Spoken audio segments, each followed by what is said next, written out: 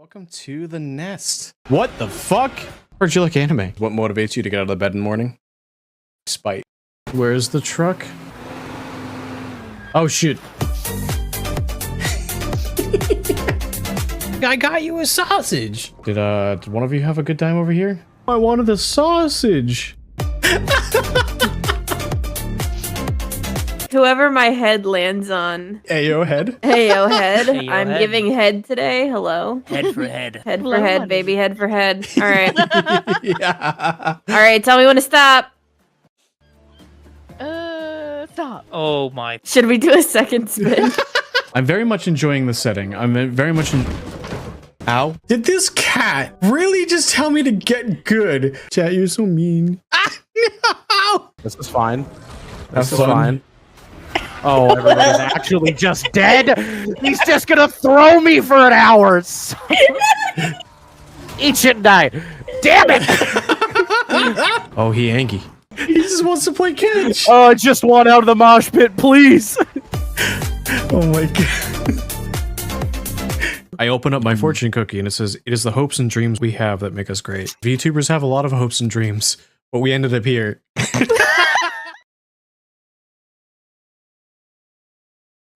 Oh, that last one's too real. Hello, everybody. Hello, welcome on in. Welcome on in, everybody. How is everybody doing today on this fine Tuesday? I am joined today in a interview style, I guess more podcast style, collab with Tom Atlas. It's just Urkel and Scorpling X technically is your Twitch. Technically. Hello and happy Pride, everybody. How's everybody doing? Hi, Sarah. Also, hi, Nixie, and hi, Fufu. Welcome on in. Thank you for the raids. Hello, hello. Good evening. Hi, Real friends. quick, let's go around the circle. Let's do really quick introductions for everybody. Hi, everybody. My name is Zumi. I am a trans variety streamer. Owner proprietor of the Nest here on Twitch. Currently also streaming to YouTube. I'm not streaming to TikTok or vertical YouTube today because fitting 4 people on the screen would be a little bit crazy. To my right here, Urkel, if you want to introduce yourself. What's up? I'm Urkel, or it's just Urkel. I play all kinds of stuff, but a lot of tabletop games, and then just a lot of party games with the homies and my wife. I am also been a musician for about 15 years, and currently manage 2 VTubers, Sumi being one of them. And yeah, I think that's the most about me. Next, bottom right, we have Scorpy. Hello, I'm your new favorite dead cat girl on the internet. I'm Scorpling X. You can find me doing a variety of things. Lately has been very much a lot of COD. I'm sorry. I'm shameful. I'm sorry. Hold on 1 second. It's The raider in the middle. Yuriko! Another raid. Hello, everybody. Hello, Yuriko. Hi, Hello, Raiders. everyone. Hello, Yuriko. Welcome on in. Hello, hello. Yuri is short raid. Oh, that's cruel. That's mean. Poor Yuri. Fucking Yuri didn't ask to be short. She's so short, though. got him. She didn't ask to be. Got him. How was Gale of Darkness? What is Gale of Darkness? I don't even know what that is. That Looks like is Pokemon. a Pokemon spin-off game. Huh. A Okay. very niche one. Like an official one, or like a Yeah. It's like it's one of the few like 3D titles that Pokemon ever put out back in like the GameCube era. It's a sequel to the original to another Pokemon Coliseum game. Huh. Gotcha. Very nice animations in that one. Scorp, if you wanna restart your intro. Hello, I'm your new favorite dead cat. I play a variety of games on Scorpling X at Twitch and TikTok and very rarely YouTube. I play a lot of variety games. Lately it's been Snacko and COD, mostly COD. I'm sorry, I'm a degenerate. I should hide it on my desk. Dude. And then below me we have Tom. Hello, nice to meet you all. My name is Tom Atlas. I am a healer by trade, streamer by passion. I specialize in doing whatever the fuck I feel like and fumbling until I get to my destination, wherever that may be. I do a lot of variety games, and I actually have this ongoing bit where my friends give me appointment suggestions for games that they want me to play, and then I play through them. And right now, I'm actually in the middle of doing Super Lesbian Animal RPG, which is a adorable little RPG Maker game suggested by wonderful friend of the show, Wakraya Elber on YouTube. Oh shit! Okay. That's such a good name for a game. Oh boy, those lesbians sure can. Wait, sorry, those animals sure can lesbian. What a tagline. Well, I'll put it like this. You start up that game, and within like maybe 10 to 15 minutes, you see that the main character just has a Tumblr, and the first picture on it is her kissing her girlfriend. It's great. Based.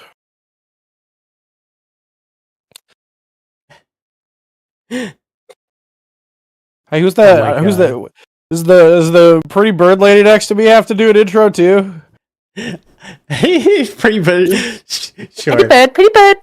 Hi, anybody who's new here, my name is ZumiVT. I'm a transverize streamer, owner of the Nest here on Twitch. I play a variety of games. Lately, I have been no-lifing Night Rain. Let me check my playtime on that game, actually. Why are you laughing? Yuri's yelling at me because Aiko uses slurs. Oh my god. In the short time Night Rain has been out, I have 71.6 hours played. Which is crazy. Night Rain. It's insane. Born to be an executor, forced to be a guardian. I do love the fact that Hey, I love Guardian. Don't hate on Guardian. Oh no, Guardian is very, very handsome. Love Guardian. I really want to do my parries. I just use the shield. I just use the shield stance as a parry. It's fine. It's really strong. It is. But yeah, I do a variety of content. Through the years, I've done interviews. I do collabs a whole bunch. I have future plans for interviews for the remainder of the month. There's going to be, in addition to this one, there'll be 2 more in the group of charity, the charity group that all of us are a part of. Also, we have a couple members that are also in the group. We've got Fufu, Nixie, also that rated in. The 4 of us, Lavender Gardens, Verily Blue, all of them are in the chat. If you want to check out the pinned message at the top, if you want to help out, all of the proceeds of the charity that we are raising money towards go towards the Trevor Project. But it's for the entire month of Pride. Yippee! Yippee! We are currently this is a fun little fact. Based on looking at the Trevor Project website, we are like the 9th highest fundraising team for this specific fundraising event. Granted, it's day 3 of Pride, and it's a Pride focused one, and it just started. We kind of started a couple of days early, but you know what? Nobody can take that title away from us this exact second. For this exact second, somebody drops $100. Point in time. Fuck. So let's go around the circle real quick. I'm gonna start this one off. I'm gonna say, like, what does Pride mean for? Oh, there's Tom. Holy shit, Tom. Hey. Yeah, first day of me actually doing the proper collab. I'm deciding I'm going to kick in some money to break an even 200. Let's oh my go. god. Let's Let's go. fucking go. Tom out here being a Chad? actually then let's instead of me starting this one, I'm gonna make Tom, since Tom just dropped the 54. Let's go with, what are your pronouns? How do you identify? And what does Pride mean to you? This is probably going to be a little bit of a long one for each person, so let's try to give each other time to talk. Or if you've got questions about that, feel free to chime in. Cool. Oh god, actually saying this live on a camera feels like a little odd. Little fluid with it. Primarily he, him. Getting used to, like, the lived experience of it all. Very much like it's mostly from like an online perspective because most of my socialization is online these days. But I would like to go to like a proper event. I'd like to go to a proper like local community thing some point soon in the future. And for me, I view Pride as both an aspirational thing, a thing that I want to embody more in myself as a person that deals with a lot of like personal shame stuff occasionally here and there, so it goes. Went to Catholic school growing up, you know how that goes. But also it's how to put this? It's also like an aggressive statement of a right to exist to me. It's staring down the world and saying that we get to be here. Damn what everyone else says. A little bit like that, I guess. Mm-hmm. Real. Let's flip this to Scorpy. Meh.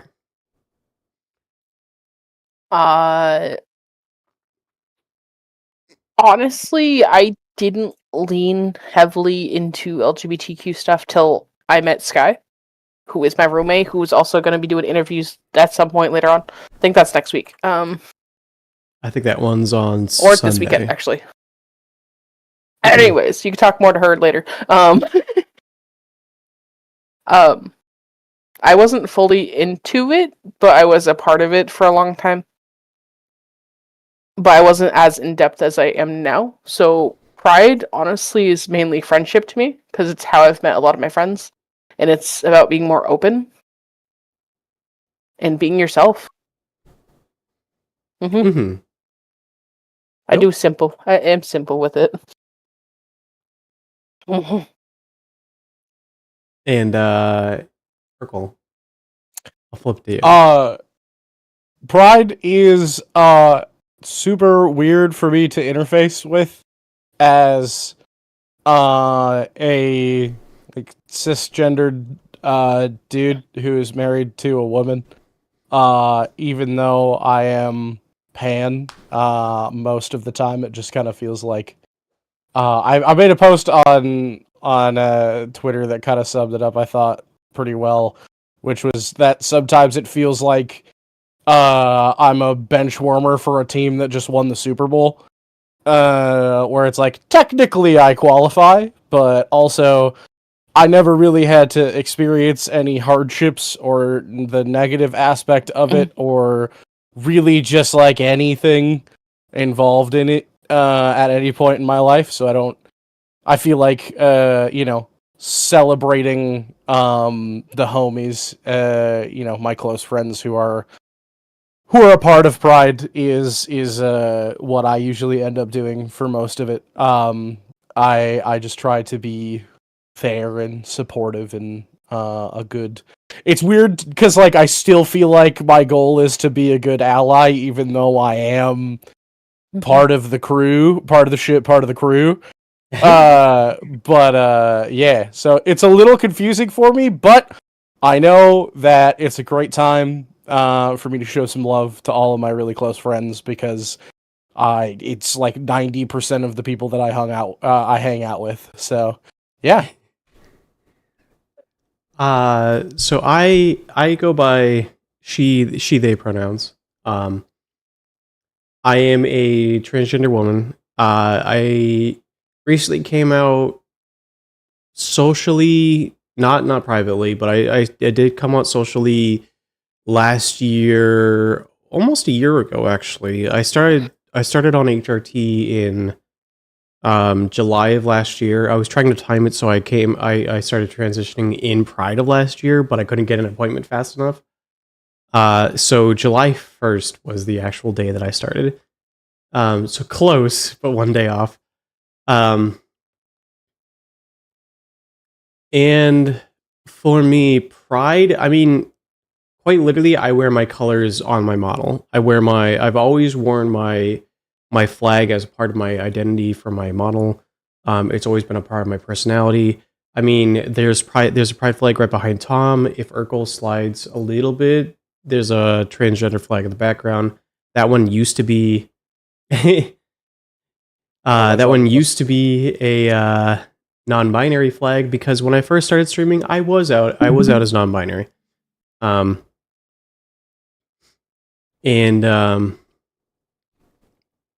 When I did start to stream, my old model even used the colors of the non-binary flag. It was purple, white, black, and then it also had elements of the yellow as well.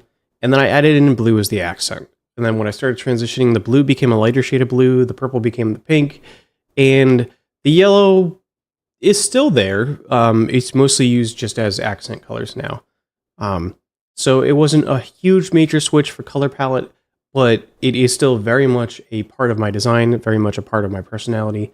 And my whole stance on Pride is, especially with everything going on, Pride is the time to be yourself.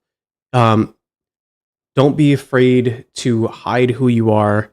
I know sometimes you need to survive, but also bear in mind that the first Pride started as a riot with a brick. So, take that as you will. Throw bricks, kids. That's what we're getting from this.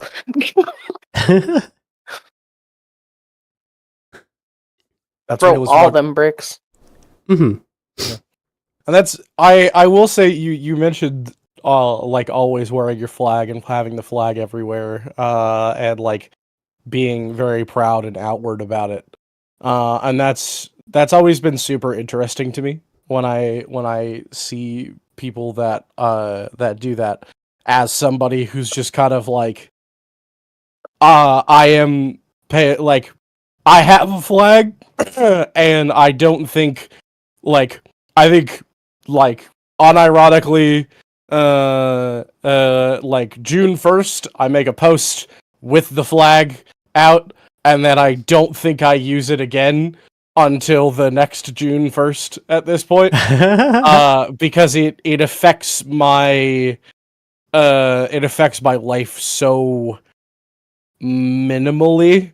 And I guess that's kind of an interesting thing too, is like, how much does your like identity like affect you, or like does that like Pride identity affect you? Because like, it, in my everyday life, I will go like literal months without it being even vaguely brought up that I am not like a straight dude.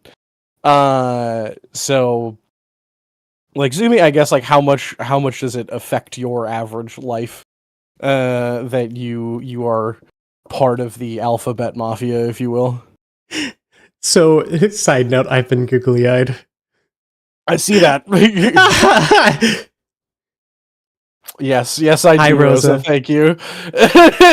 2 in parentheses. That's funny. So, I know I identify as trans, but my other flags, I am also pan and I'm also demi. Anybody who's curious what those mean, pan means you don't necessarily have a preference on what they are so much as who they are. It's kind of the best way of explaining to people who don't really know.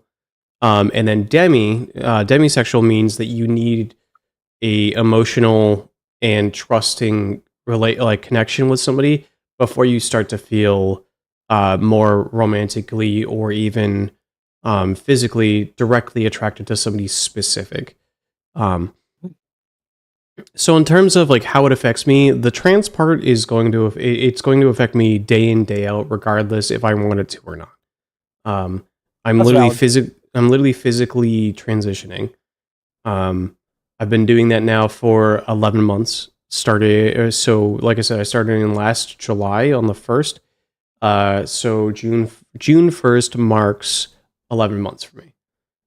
Which side note on that, I am switching over to injections from pills.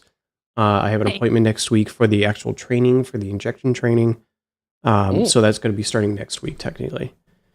In terms of like work-life balance, like IRL, it doesn't affect me much outside of my work just processed a name change for like our in-job chat. Like we use Teams at work. And then my email now shows my preferred name. But other than that, like people still treat me as I mean, I work in a very blue state, so people still treat me as a human. They don't treat me any different than I used to be. I mean, I'm still just me. Mhm. Other than that, like phone calls, I mean, I haven't started voice training yet, so phone calls I still answer with my old name. And I'll bring up here, for me personally, I don't really view, this is unique to me from what I can tell for a lot of people. I don't view my old name as a dead name per se. Like I don't get upset when people use my dead name, because like for a couple different reasons. But I definitely do have a preferred and chosen name now. But I still answer the phone with my old name because I don't sound like my new name, and there's a lot of harassment and stuff like that that it just kind of avoids over the phone. As far as the social aspect, a lot of the spaces that we are in, both on the streaming platform and like social media and stuff like that, having the flag visible and as part of your colors makes you a lot more identifiable by members of the same community. Connections, growth, and other things like that are more directly tied with that. I'm also well aware of the vulnerabilities that can come with that, but that also comes with being like protecting yourself and building up allies around you and having the team to deal with any sort of thing that might come from that. That That's valid. makes sense. Yeah. Before certain realizations hit within the last year-ish, let's say, when I first started streaming, I just, because I have so many trans friends, I think like a majority trans friends, come to think of it now, I always streamed with like a little trans rights tag on my Twitch channel. I think I still do now. I actually haven't checked my tags in a while. And I remember that, like, I had this very weird interaction with someone where it was a person that had basically never watched me before that came in and, like, message one just immediately hit me with the, what about trans people in America don't have rights compared to everybody else? And I was like, okay, all right, buddy. I don't feel Yeah. equipped to answer this question Frame yet. one. Frame one is And then I, crazy. like, yeah, and then I kind of like just directed them towards a bunch of like resources and like aimed the other friends of mine that were in chat and ready to pull the ban trigger on that guy just as a precaution measure. But he, Get the gun. whoever Get it the was, gun. took it in good faith eventually. But it was a very strange interaction. Can I just say, like, real quick? I think if I could suggest one thing to all of you beautiful VTubers out there, maintain your own peace. Don't be afraid to just shoot chatters who come in that are fucking weird. Like, if they say some shit that's like vaguely weird or like off-putting to you, just ban them. There will be more. More will come. You don't need to keep the weird ones. You can let them go. I see way too often people being like, well, they didn't really break any of my rules, and like, technically they didn't do anything wrong. And I'm like, no! If at any point somebody says something I don't like, I can ban them, because this is my space. And I can, at any point, you are subject to the will of God, and I will smite you at any given time. It's just, I feel like people let their Twitch chat get away with too much, and then it affects them negatively. Yeah. But the kingdom needs jesters. That's real. True. Part of the reason why I know Urkel mentioned that he is a manager for me. Part of the reason I did bring Urkel on as a manager is because of things like that. I know Blue has been phenomenal for that kind of thing too. Blue is a mod in chat. She's also really good at that. And just like I think part of it is also I'm a little bit older than a lot of the community. I don't want to say all, but a lot of the community, I have a little bit of a different view I've noticed than a lot of people do for that kind of stuff. That's valid. Yeah. I feel like some people are just they're too worried about, you know, every person that comes into Twitch chat is a precious little bean that must be catered to and pampered to give them a perfect experience to keep them around so that Numby goes up. But some people aren't worth the Twitch stats they give you. Yeah. Someone Lot of called Willa efficiency. Elder and they're gonna have words. I get called old all the fucking time. Fucking. Nah, I won't be mean. I'll let it slide for today. It's pride. I can't be mean to you. You can be mean. You can meme. When I was just about to say, as I'm sitting here with googly eyes. Here, hold on. Where's the button? Let chat meme you. It's valid. It's very fair. Oh, big zoom in. Just waiting for the Attack on Titan theme. It's just... Oh my god. Oh my god, how long has it been? Oh god, how long has it been? It's- Don't mind me, I'm old. Man, I liked Attack on Titan. I thought it was okay. I think it dragged on a little bit at the end, but like I thought the rest of the show was fun. I thought it was fine. I thought Is that it show wasn't. actually done. Oh yeah, no, it's done. Oh, It's god, been I done for a thought- little bit now. Yeah, I mean, like it wasn't anything special. I don't feel like it did anything super crazy, other than the fact that it was like. Other than the fact that the show would routinely look at you and go like, "I don't care how much you like this character, they're fucking dead now," which was kind of refreshing at the beginning. But by halfway through, I was just conditioned to not like care about any of the characters because I knew they would just explode at any given moment.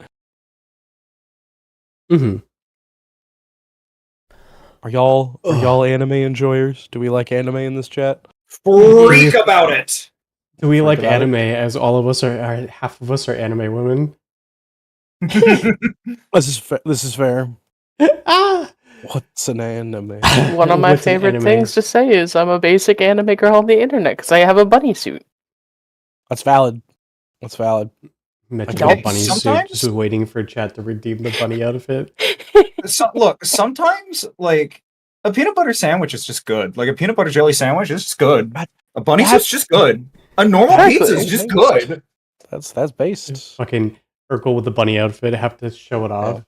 Good. Exactly. Torn leggings, yes. Yippee! I do have the torn fishnets on most of the time. A woog. A Awooga. woog. Whammon. Whammon. You're in grabbing range of bottles to smash me with, so I'm going to say I'm looking respectfully. There you go. Not disrespectful. Throw that bottle at me. I was gonna say, this is based. this is an 18 plus stream, so Oh man. Zumi, I'm kind of turning. Now I'm the one asking questions. I'm turning the mic on you, that's You- fine. you silly This is- bozo. This is You're- this isn't the way I wanted it. You're the proprietor of a alcohol selling establishment here. Yet I don't know if I've ever heard what your favorite alcoholic drink is. What's your go-to drink of choice? You're all gonna hate me for this because people think I'm fucking nuts. You're not gonna say truly, are you? No. Or White Alcohol Claw? and whiskey, or sorry, whiskey and alcohol. No, Mountain Dew and whiskey. Okay, I'm not offended. You're fine. I would be offended if you said Truly's. Oh my god! Oh my Wait, god, Zumi! What? Let me explain. So I had found out on a random fact because my ADHD brain absorbs random shit at random times. Okay. I can't help it. I found out one day that the original recipe for Mountain Dew was meant to be a mixer for whiskey. And I was like, I don't believe that. I'm gonna try it. And I fucking loved it. The Mountain Dew completely masks the downside of whiskey. Get a really, really, really, really cheap whiskey and add Mountain Dew to it. There is no downside to whiskey if you just get decent whiskey. Yeah, but you can spend less than half the price on a bottle of Mountain Dew and a really cheap bottle of whiskey. Just buy a 2 liter of Coke. Oh my god, this is actual psychopathic behavior. I'm having a hard time not I knocking. can't this be before mean because try I do it. that too. I can't believe you'd be mean about her drink choices on Pride Month. God. It's pretty and green. Immediately, I'm getting tossed in the chat for this take. Don't take shit from Urkel. He likes coleslaw. Urkel is rich. He only Ugh. likes fancy whiskey. Elite Urkel over here. Yes, I like coleslaw. Coleslaw is good. When I go to Coleslaw is Cane's, when I go to Cane's, I don't swap out the coleslaw for an I extra do. piece of toast. Although I usually swap mine for fries. Okay, you know what? I'm not gonna yuck somebody's yum because all that means is that if I ever go to a Cane's for the first time and Urkel is just there, I'll just hand my coleslaw portion over to them and be like, okay, no more food waste. Sick. Well, You it's not love to food say waste it. if you swap it. Yeah, exactly. I can't believe Urkel said he hates poor people live on stream. What the God. fuck? And then there's Cane's is so Wait, what? I'm not in it. I don't even know what Cane's is. Cane's is I've never regional been to a apparently. Raising- Cane's is chicken. Raising Cane's. It's a glorious establishment that only sells chicken fingers. Yeah. And Okay. and fries and bread and coleslaw. The bread is lemonade. beautiful. I love the bread. The bread is. I will say there is one Bland-ass brand chicken. I will say there is one brand of chicken I refuse to go to, but it's because of their stance on LGBT. Chick-fil-A. I have never had Chick-fil-A, and I never will have Chick-fil-A We don't like the because Jesus chicken. It's fine. they specifically are anti-LGBT. Listen, Zumi. But Cane's is Post Malone chicken. True. It's not near me. I can't get And it's- Cane's where I And live. it's delicious. and Then I you am- should drive where I am because you're not super far. I'm gonna blow up your chat with my mind, Zumi. I can't take this right now. Now, Zumi, you bring up a really good point there, and something I liked. I get in arguments with people sometimes about where you said you don't go to Chick-fil-A because of like the horrible shit that they support, which Correct. we've been knowing that. We are knowing that. Is there like where is the line that gets drawn, I guess, on when a thing gives too much money to something you don't like before you will like not give that place money anymore? So I'm gonna take this. I don't think you meant it as a leading question, but I'm gonna use it as a leading question. Okay. There's a difference between. There definitely is a difference between, say, Chick-fil-A, right, Mm, and J.K. Rowling. sure. I know there's a stark difference between those, and for people who don't know the line, Chick-fil-A is just anti-LGBTQ. As far as I'm aware, they're not funding anything with the money they get from the proceeds. They have in the past. Okay. That is news to me. I have just been ignoring the company and I have nothing to do with it. I've already written them off personally, but I also don't advocate for other people to do it because I understand people have their own taste. Mhm. There is a difference when it comes to Harry Potter. Mhm. I know Harry Oh, Potter yeah. is near and dear to Even- people's hearts, but J.K. Rowling very specifically takes all of the proceeds that she gets from her Harry Potter legacy, I'm specifically wording it that way because people remember the game that came out a year and a half ago. She takes all of the proceeds from Harry Potter and is actively funding bills in the government using that money for anti-trans and anti-LGBT and anti-gay things. And it's causing a lot of issues right now in the UK. I know a few people who are directly affected by that. And we've been saying in the LGBT community for a long time now that Hogwarts Legacy and Hogwarts is a fucking issue because of that. And people are now doing the shocked Pikachu face because of that. So there is a distinct difference between, I mean, maybe Chick-fil-A is a bad example, but like say, what was it? I think there was an issue with Coke recently, like six months to a year ago. Yeah, there's that. I mean, there's like, businesses giving money to like countries we aren't super big fans of. All of that jazz. It's all. I'm always interested to see what people's opinion on that is, because I know it's very divisive. I've heard repeatedly from people that there is no ethical consumption in capitalism. Bars. There is a line. There's no ethical consumption in capitalism in an open market. But when somebody is actively taking the money the proceeds from something and harming people, that like directly harming people, that's different. And they are being openly public about it. That's the other thing too. Mm-hmm. I'm wildly doomer about this kind of stuff. When it comes to the J.K. Rowling thing, if you want to play the fucking Harry Potter video game so bad, just fucking pirate it. Sail the seven seas, steal that shit. Don't give them any money. The way that I usually like settle out on this kind of thing is that for me, I consider books, video games, all of that kind of stuff for me luxury purchases.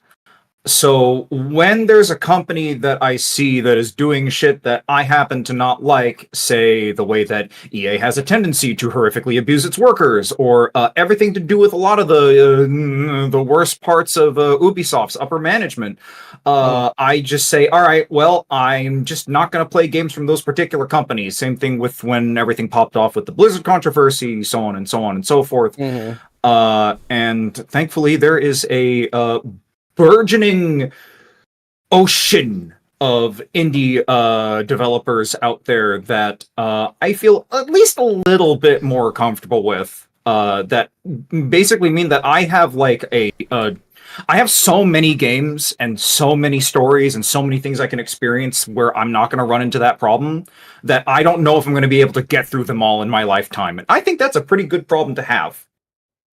Fair. That's fair. I'll bring this back to something that you mentioned. I'm going to draw a line to something that you talked about, Urkel. Game developers are like chatters. There will be more. Yeah, it's true. Yeah, if you for 99.9% of people, I think you could just look at at a problematic game dev and just be like, yeah, there's like a trillion other video games out there, and I think I'll pay. Oh shit. Who the fuck? What? Wait, it hasn't come up. It hasn't come up? Did somebody just anonymously donate $200? Holy shit. What Hello? the fuck? Oh shit. Okay, sure, sit. Thanks for that, I guess. Holy shit. Anonymous donator, thank you so much. Would you like to be a sugar mother or father? Are you taking application? Hi, so I'd like to funny. stop being trapped in a 2D still image. Help me, help me. I am stuck like this. That's funny. Holy fuck. Thank you Let me so much, see. whoever just did that. Let me see if it shows up in the list. Mod, spray the blue cat. God dang it, Sap. It does. Does it? It shows a name on the Tiltify page. I'm not gonna share it Just due to the fact that probably they would have included their name in it if they wanted to. But if you're currently watching this and not watching somebody else streaming from the collab group, thank you so much. Yeah, I'm just checking the other. If you Weird. look- It showed up for Corby. It's showing their name on Corby's stream. That's crazy. Huh. Maybe it was Are they given in on Corby's? Corby's, and that's why it counted that. I don't know, Maybe, possibly. but holy shit, BL3JIM. Thank you so much for the $200. That's crazy. Fucking legend. Holy shit. Day 3. So wait, where do you see where we are on the standings then? If I'm you go to the assuming we're at Trevor least Project's fifth. if you go to the Trevor Project's website for this campaign, you can see the standings. Does it update in real Uh, time? I don't know. We're also not on the list, so there's probably plenty of teams that aren't on the list somehow, but I don't know. It's weird. Oh, it is. Jim is here. Hello. BL3 Jim. Welcome in. Thank you so much for the charity donation. Holy shit. Yeah, We God. stand for something.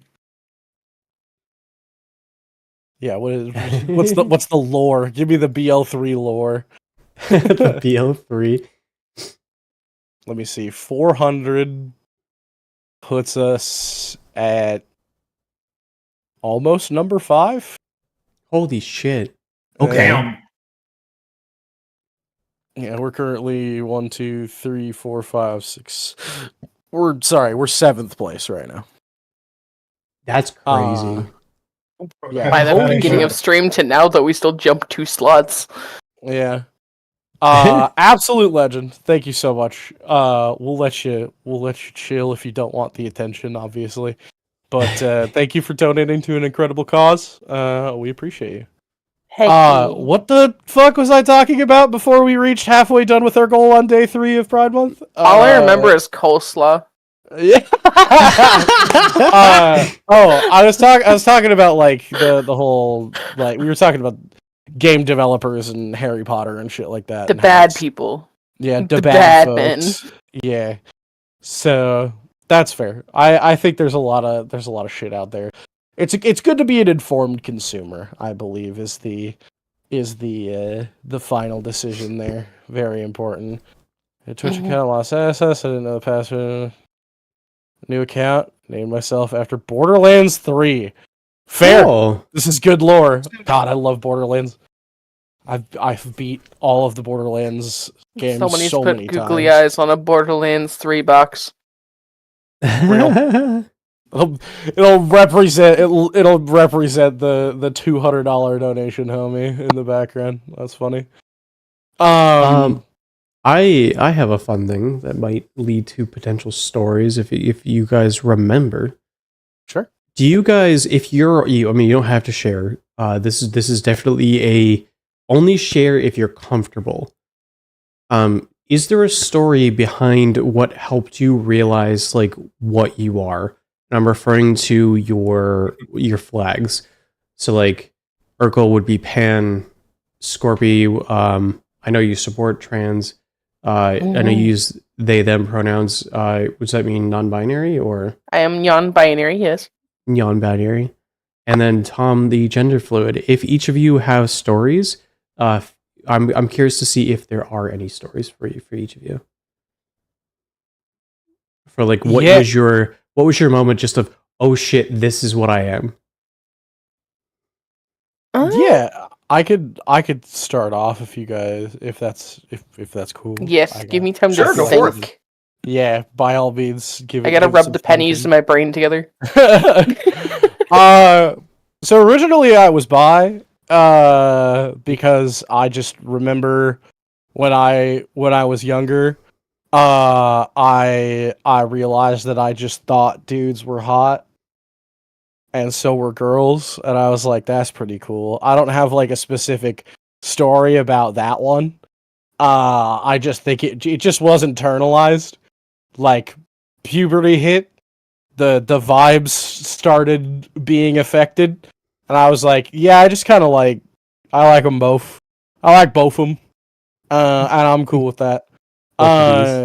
Both of these. I don't think I really like realized what that meant until I was like actually an adult.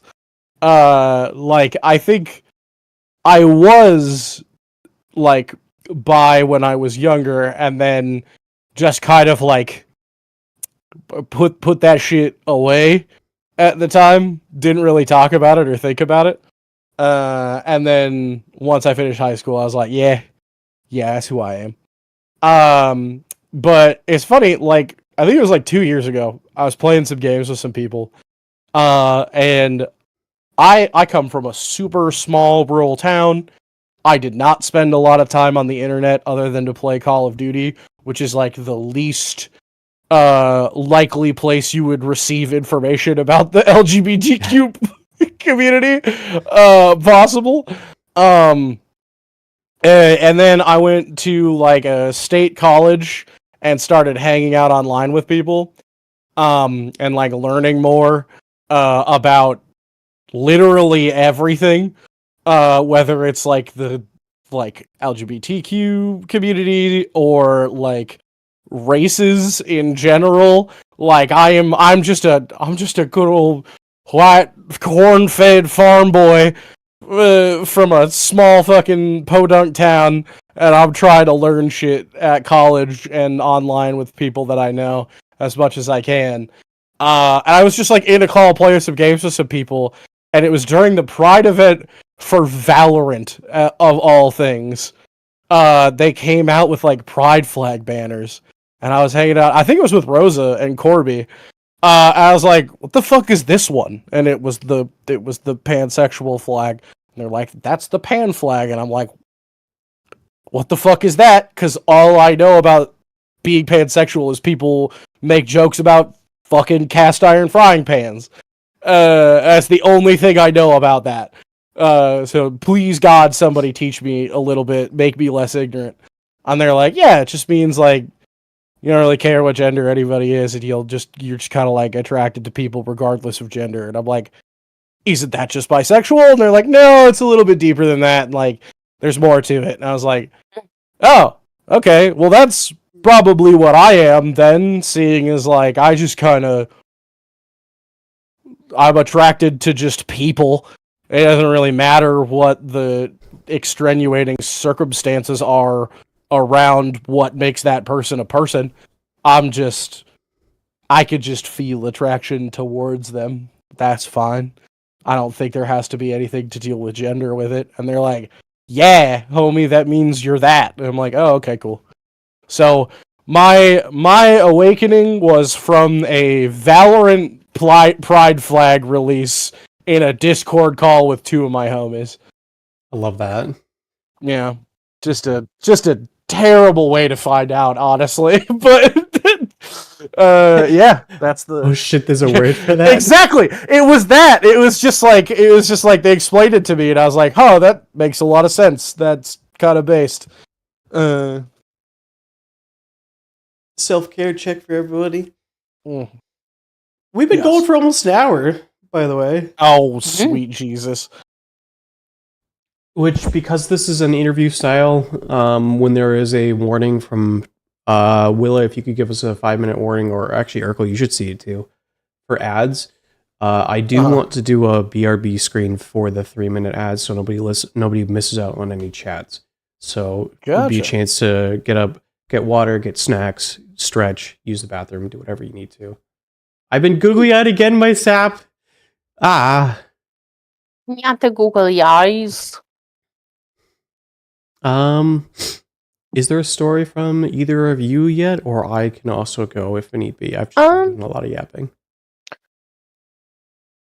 I don't think I really had a realization of being pan per se, because it's just I've always liked men and women. It's kind of package deal. Kind of like how Urkel was saying, it was just like that. You assume you're bi. Didn't really care if there was a term for it. Non-binary is more of a recent thing that I've come to realize because I kind of just associate it with both genders, whether it is masc or femme. So it's just like, I don't know, I came to the realization when I started talking to more non-binary people and like hearing what they thought about things and how their emotions were towards things. I was like, oh, that's really similar. That's weird. And it's just like, oh, okay, I guess I'm non-binary then. I just exist. I'm dead cat. That's all that matters. Valid. Makes sense. Mm-hmm. I guess I could go next. For me, in terms of like romantic and physical attraction, okay. So the first realization I had that I was probably not as on the straight and narrow as I would probably thought I was fucking Makoto from Free. Watching that in like late high school, early college, and I couldn't tell you. I couldn't tell you what it was, but it was specifically seeing that fucking twonk otter boy of a fucking anime dipshit pick up a little cat and play with it and be like, oh, look at this little guy, and he's like the sweetest dude you've ever seen. It's like, I see. Base. To be fair, Makoto built different though. Yeah. The other thing, just so I can sneak this in before ads kick in, I'll try to make this quick. We got 5 minutes. You got 5 minutes. Yeah. So the other realization that happened earlier this year, is okay. I don't know how familiar people are with this, but I played a certain little indie game called Mindwave. There's a demo for it out, and there's a character in it that goes by the name of Abby. And I proceeded to be fundamentally not normal about how much I loved that character design. And that character's whole vibe. She's like early 2000s flip phone Invader Zim, still uses glomp unironically kind of girl, right? And her aesthetic was something that I adored so deeply that I actually started like literally drawing her. I got like a sketchbook and started drawing her any second that I was able, from basically doing no art beforehand. That's how like deep the obsession had set in. And at some point, there was a friend of mine that So, friend of the show, Wakraya Elber, God, I love her. She is a trans VTuber that does mostly stuff on YouTube. She was from Spain. She, who had been, like, making the egg jokes at me for the better part of, like, the 2 years since I had known her, alongside all of my other friends, looked at me in the eye and said, hey, I want you to tell me something right now. If you could hit the button and no consequences, just turn physically into that character right this second, would you hit that button? And my response was, do I also get to hot swap back and forth? I love that. And so I realized that, hey, yeah, okay, this is a new realization about myself I should probably process at some point. I love that so much. And here I am now, which is why occasionally there is another friend of the show, Jackie Myers, who will occasionally just call me Tabby. Because Tom, Abby, portmanteauing it. It's like Tabby Cat, it's nice. That's cute. That's fun. That is Someone really needs cute. to get ears. We Real. must get the collar and the ears. You must do the sad cat dance. I Yes. once went to Required. TwitchCon and I met up with a group of people there, and one of them, I like hung out at their Airbnb, and they had like collars just laying around as like a fashion accessory, and I thought, I'll try this I don't think those are on. fashion. I'll try this on for like a little bit. Valid.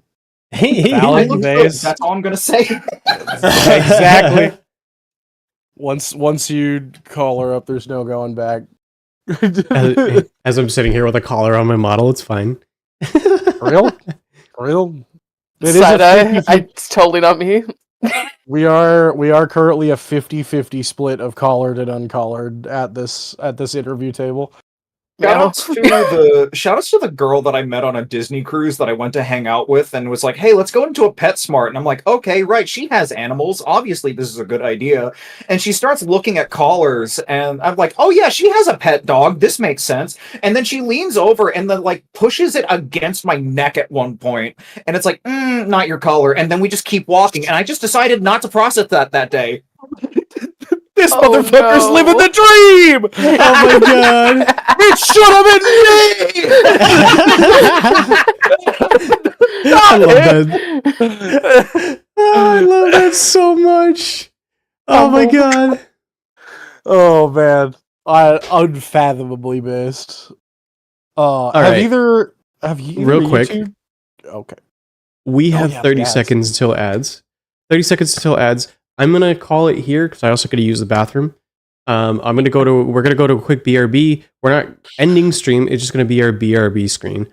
I know for a fact my story is probably gonna be a little bit more involved because it goes back quite a while.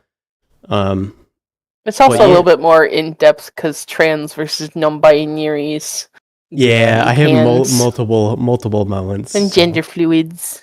Mhm. A little bit more in depth. We're gonna go to a quick BRB. Please get up, stretch, get some food, use the bathroom, do whatever you need to do. We'll be here back in a little bit. Yippee!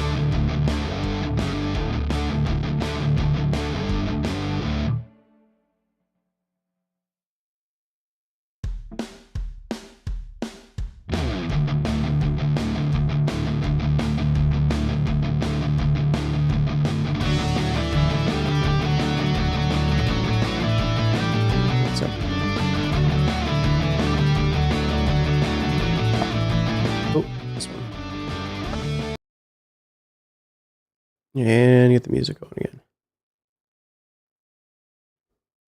We return directly to your eye holes.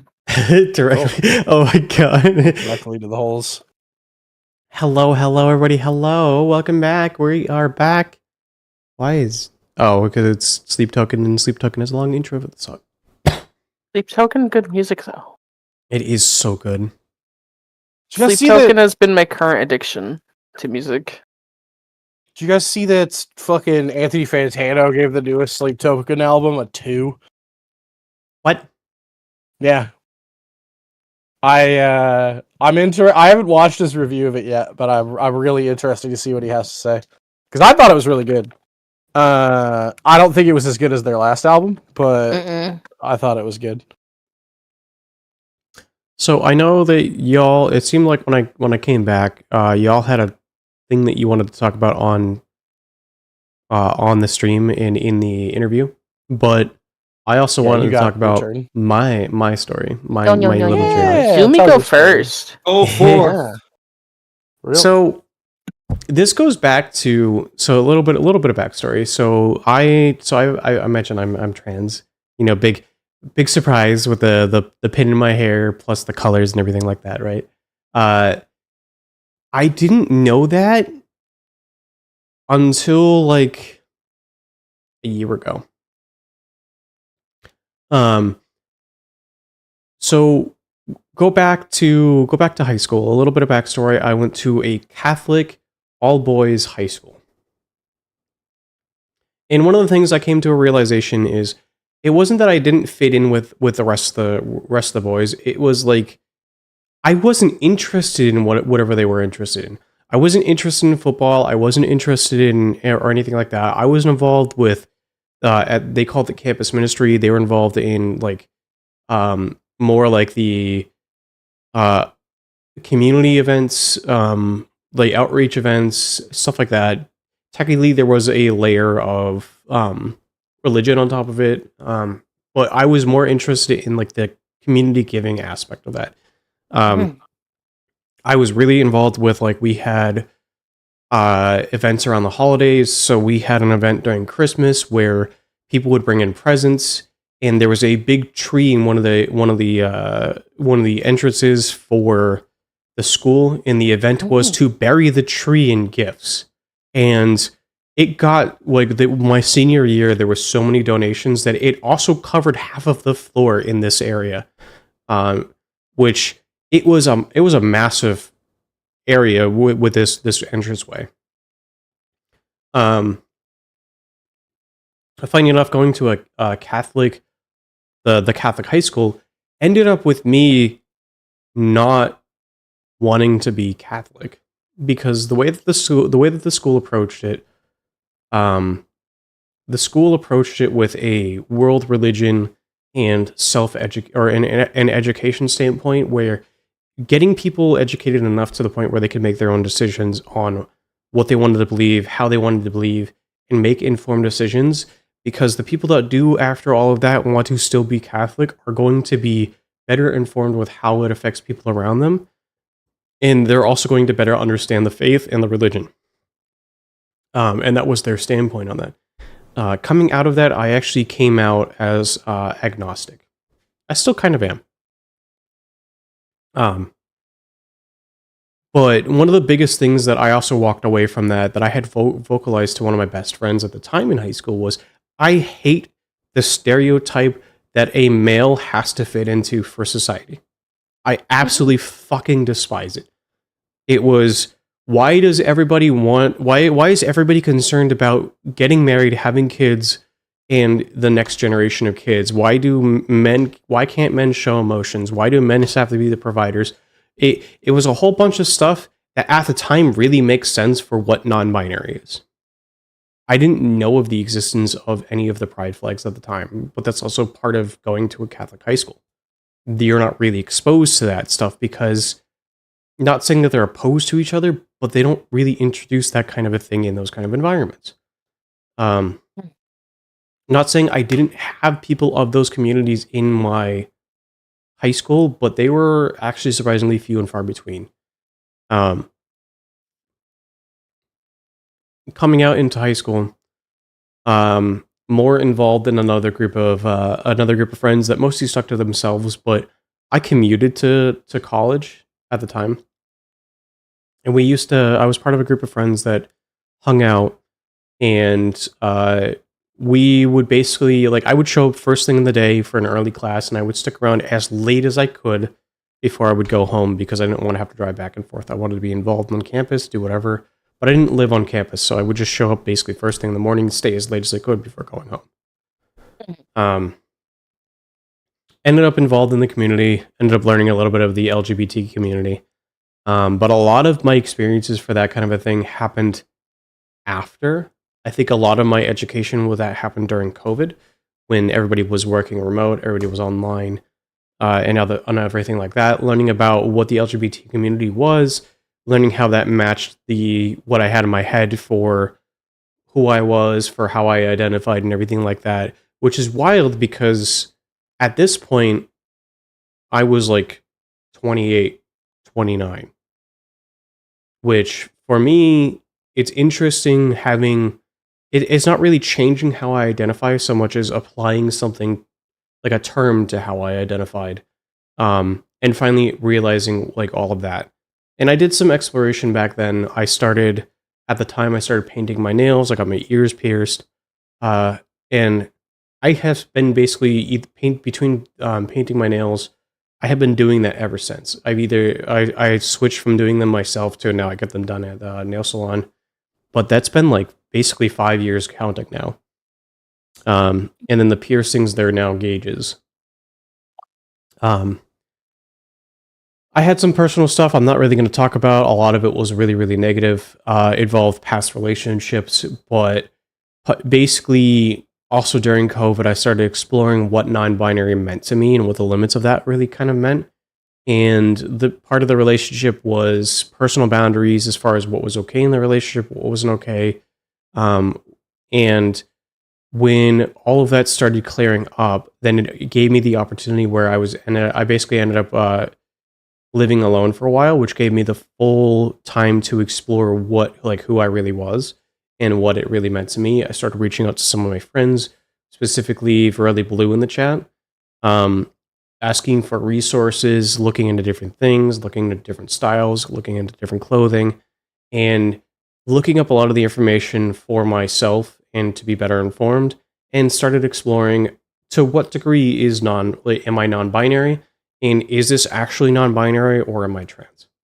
Mm-hmm. And I haven't gone back. So... what? I couldn't tell. Yeah. I do have my days. I thought they were in the trash can. I honestly, I'm not gonna lie, I do have my days where I'm sitting there going, is all of this worth it? And for people who sit there wondering, like, oh, they're totally faking it. Or they're totally doing it so they could disguise themselves or do whatever, and there's a whole lot of like bad intention behind it. People don't do this shit for fun. People don't do this shit to take advantage of themselves. I wake up in the morning sometimes sitting here going, this shit fucking sucks, and how do I undo this? Is this really worth it? Because some of the mornings, it really fucking sucks. Because like gender dysphoria absolutely fucking eats me alive certain days. But yeah, a little bit of a rant.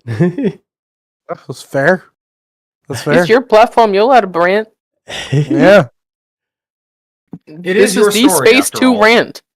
For real. Also, I love the follow we got during that, which is let me solo the ladies. Nice. Brave clean. soul. Best of luck. If that's the Brave. right I eat shoes. Blue, I am looking forward to Sunday when you're on here. Hell yeah. I am also looking forward to Blue getting out here and fucking throwing some verbal hands. Sunday. Yeah. For people who are curious, Sunday coming up, there's going to be round 2 of the interviews.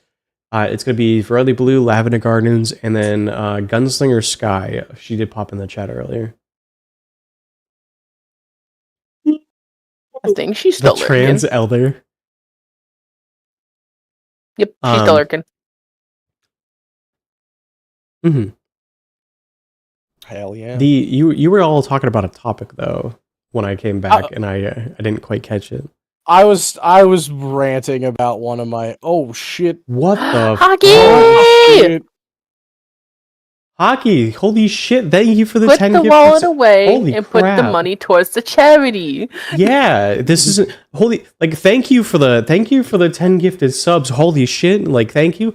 But as a note, if you want to throw money at something, throw it at the pinned message in chat. Okay, but we also have to support the person that's making the platform and putting the charity out there. So thank you for gifting gotta to me. If we're 10 doing gifted- that, if we're doing that, do it to Urkel, because even though I came No. up with the idea, Urkel did a lot of the fucking legwork. It's a lie. Zumi came to me and she was like, "We need to plan something for Brian. Can you get me like a couple of people to like plan collabs with?" And I was like, "Yeah, how about I make a Discord and make it 14 people?" And she's like, "I don't. That seems like a lot." I'm like, "It's already done. You can't do anything about it. I hope you're ready. Then I hope you're ready I, for something ridiculous." And then I accidentally stumbled into Zumi's Helldivers lobby during the Super Earth defense, and then I got the invite. I was like, "Oh, sure, I'll do this." Yeah. I also You sent know- the invite also out to Vale, by the way, Tom. But Vale is really, really busy this month, so she turned it down. That's fine. You know, we could share a wholesome moment. We could share something very wholesome. You guys remember how you met Zumi VT? This wonderful burb that gave us the time of day today. I distinctly do. remember how I met Scorpy. I'm interested. How was that? Scorpy debuted a brand new model on the day of my initial debut. So at the time we were debut siblings. And it's actually really fun. I think you rated me actually. Yeah, I did, but it was by recommendation of Carrot because I was hanging out with Carrot and playing Mario Kart. Mm-hmm. Yeah, And Carrot's like, "Hey, my buddy has the thing going on at the same time," and I'm like, "Bet, dude, bet." Instant raid. Bet. Carrot has been a long time friend of the channel. Yeah. Very, very busy lately. New kid and everything happening. Plus, I think he works overnight, and he's been doing that for years now. He'll pop in every once in Baby a while. Carrot's a cutie patootie, though. We love yeah? Baby Carrot.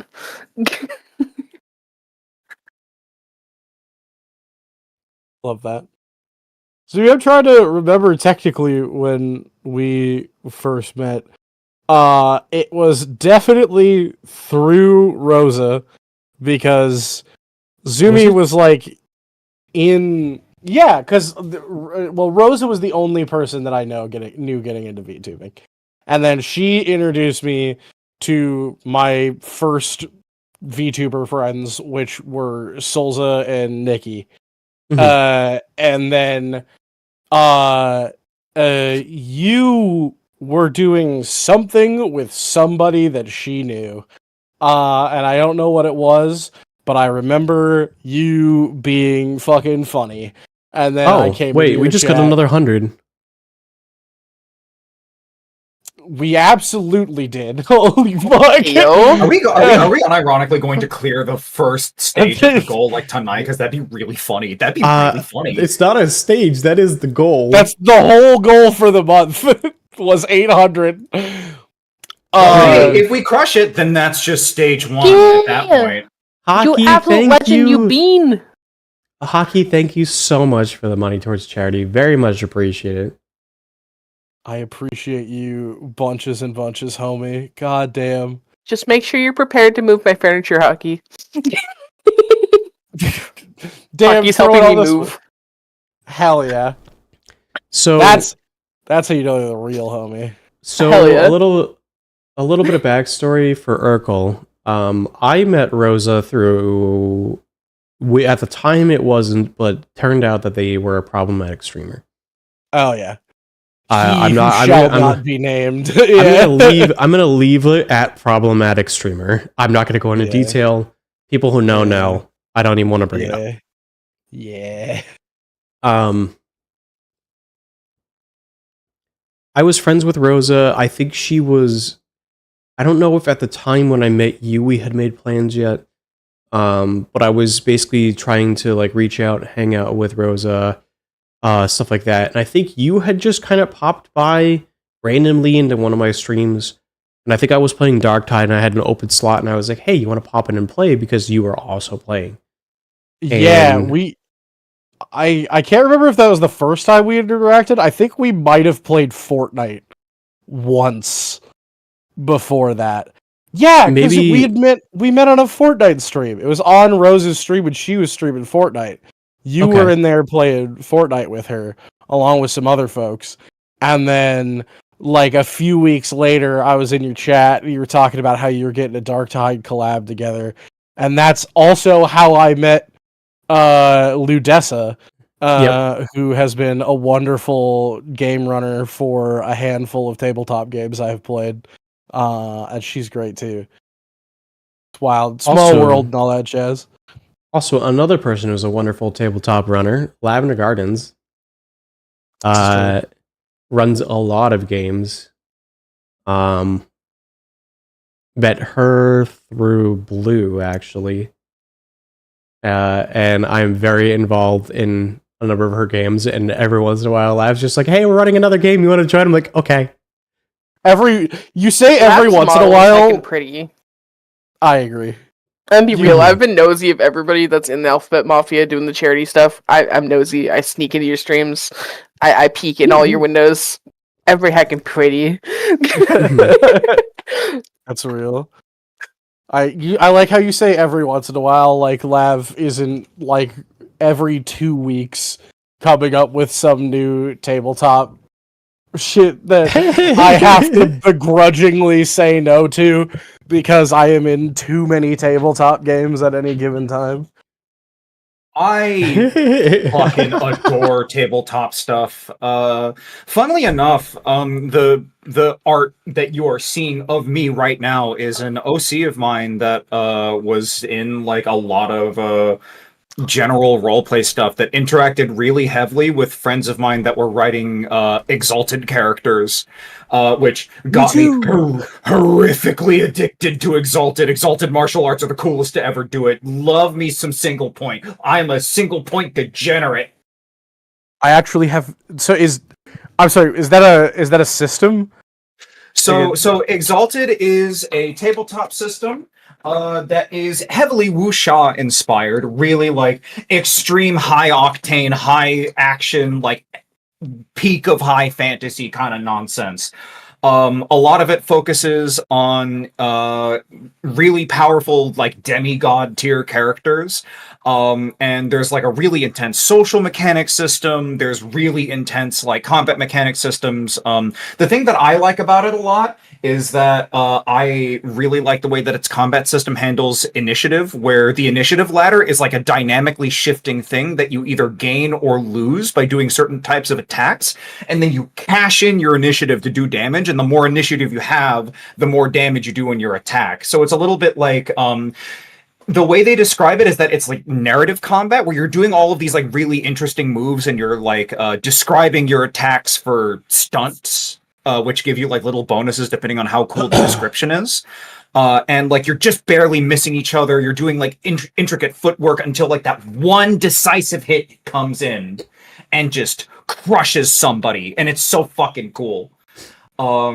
One of my favorite little things about it is that it's not just like the combat, the martial stuff that gets a lot of cool stuff about it. There's a lot of interesting abilities you get for even things like linguistics. One of my favorite little linguistics tricks that somebody can do at a high enough level is you can write a letter that is so uncontrollably impossible to understand that it deletes your ability to understand any language that you currently speak, and you generate a grammatically consistent fake language on the spot because of how confused that letter made that guy. Fuck yeah. I just got a hilarious emote from that hype train, which, by the way, holy shit, everyone. Alright, holy shit, thank you for that. Big preach. Big. This is the emote I just got. I'm also let me see. Mood. That's my mood Okay, that's pretty 24/7 though. So funny enough, Tom, my VTuber design is actually also 100% a OC design from a tabletop game that I am currently still playing. That I just liked enough that I made it my VTuber design. It's from a Lancer campaign. I That I fucking made. love Lancer. Oh I love my the God, gun that isn't a gun. Oh, You talking about the fucking Annihilation Nexus, or like the one that's like imperceivable? I don't remember what it is, but either way, yeah, no, Lancer's probably my favorite tabletop system in general because I love mecha so much. It pleases my little brain, and there's enough like first party and third party content out there for it to really just let me grind and grind and grind and make character after character after character. And yeah, it's so good. I can't like it enough. Scorpio, are you a tabletop gamer? I was briefly part of a D&D campaign, but life got in the way, and I decided to step out of that. So and real. I very, very, very briefly played Vampire the Masquerade, but that was years ago. all the darkness, my beloved. Valid. Hunter, the parenting's so fucking good. Blue's Lancer brain rot was so good. It got her a girlfriend. It's so good. That's imagine a tabletop game getting you a girlfriend. I love that. I love that. Just remember, lads, there's still hope. I had my character in that campaign is actually kind of interesting. I created a reporter it's still in the future from now, obviously, but a reporter that was basically frozen and put into like a cryo sleep for years, basically from our timeline to the Lancer timeline, and then was woken up and had an NHP put in her brain. So there's a little bit of like DID in there and other things like that, where it's two personalities in one body type thing, dealing with that and stuff like that. Her name is Heidi, and I call her a woman out of time because her past is like 600, almost 700 years in the past from the setting. So she's completely getting used to the new setting, completely getting used to a new crew. She just had an event happen to her where the NHP essentially ended up getting overloaded and overheated her nervous system to the point where she can't regulate her own body temperature. So now she relies on a suit and a mask to regulate her body temperature, and the personalities of the NHP and her have now essentially combined into one. So now they go by we, and they're both at the same time. They can't really separate anymore. So that's actually really interesting. The Gestalt consciousness. I like that. That's cool. Also, that campaign is YouTube channel. Yeah. I love that. It is nudge, being- nudge, wink, wink. Sorry, I keep cutting you off. You're good. Talking about character designs too. I know, Scorpio, you were on here years and years ago. Oh, I say years and years. It was like 3 years ago. Since The ancient times. Since Tom and Urkel talked about their design, how did you come up with your design? Well, the current one is actually very Pride related. I actually changed it around when Sky came out as trans. And the pink and blue sleeve is actually to represent the trans community and how I support them. Because my roommate's trans and I heckin' love her.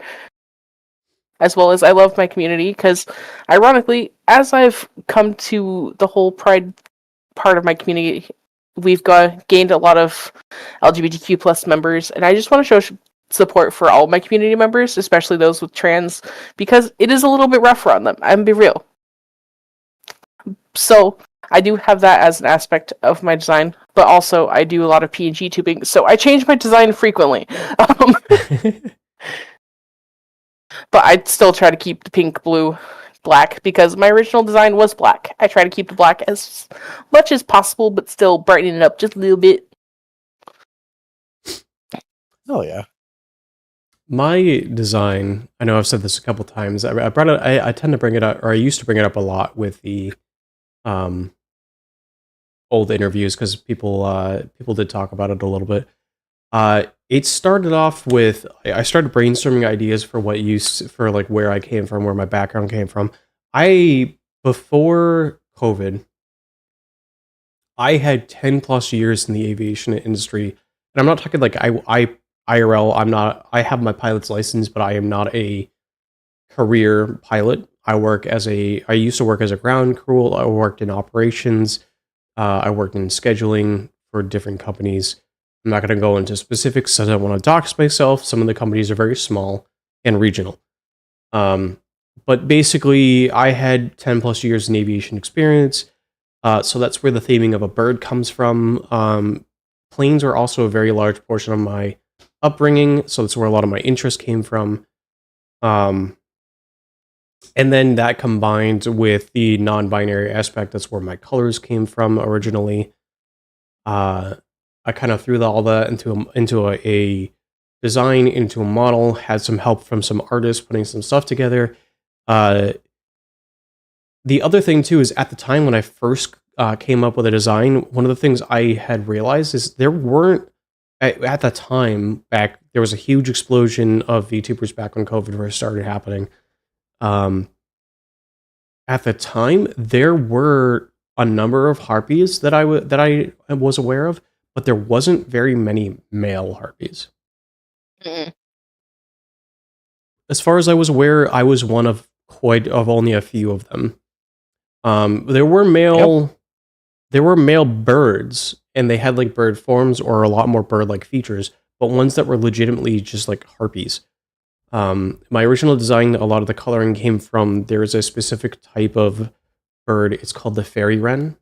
It has a very gorgeous blue and purple color. They're native to Australia.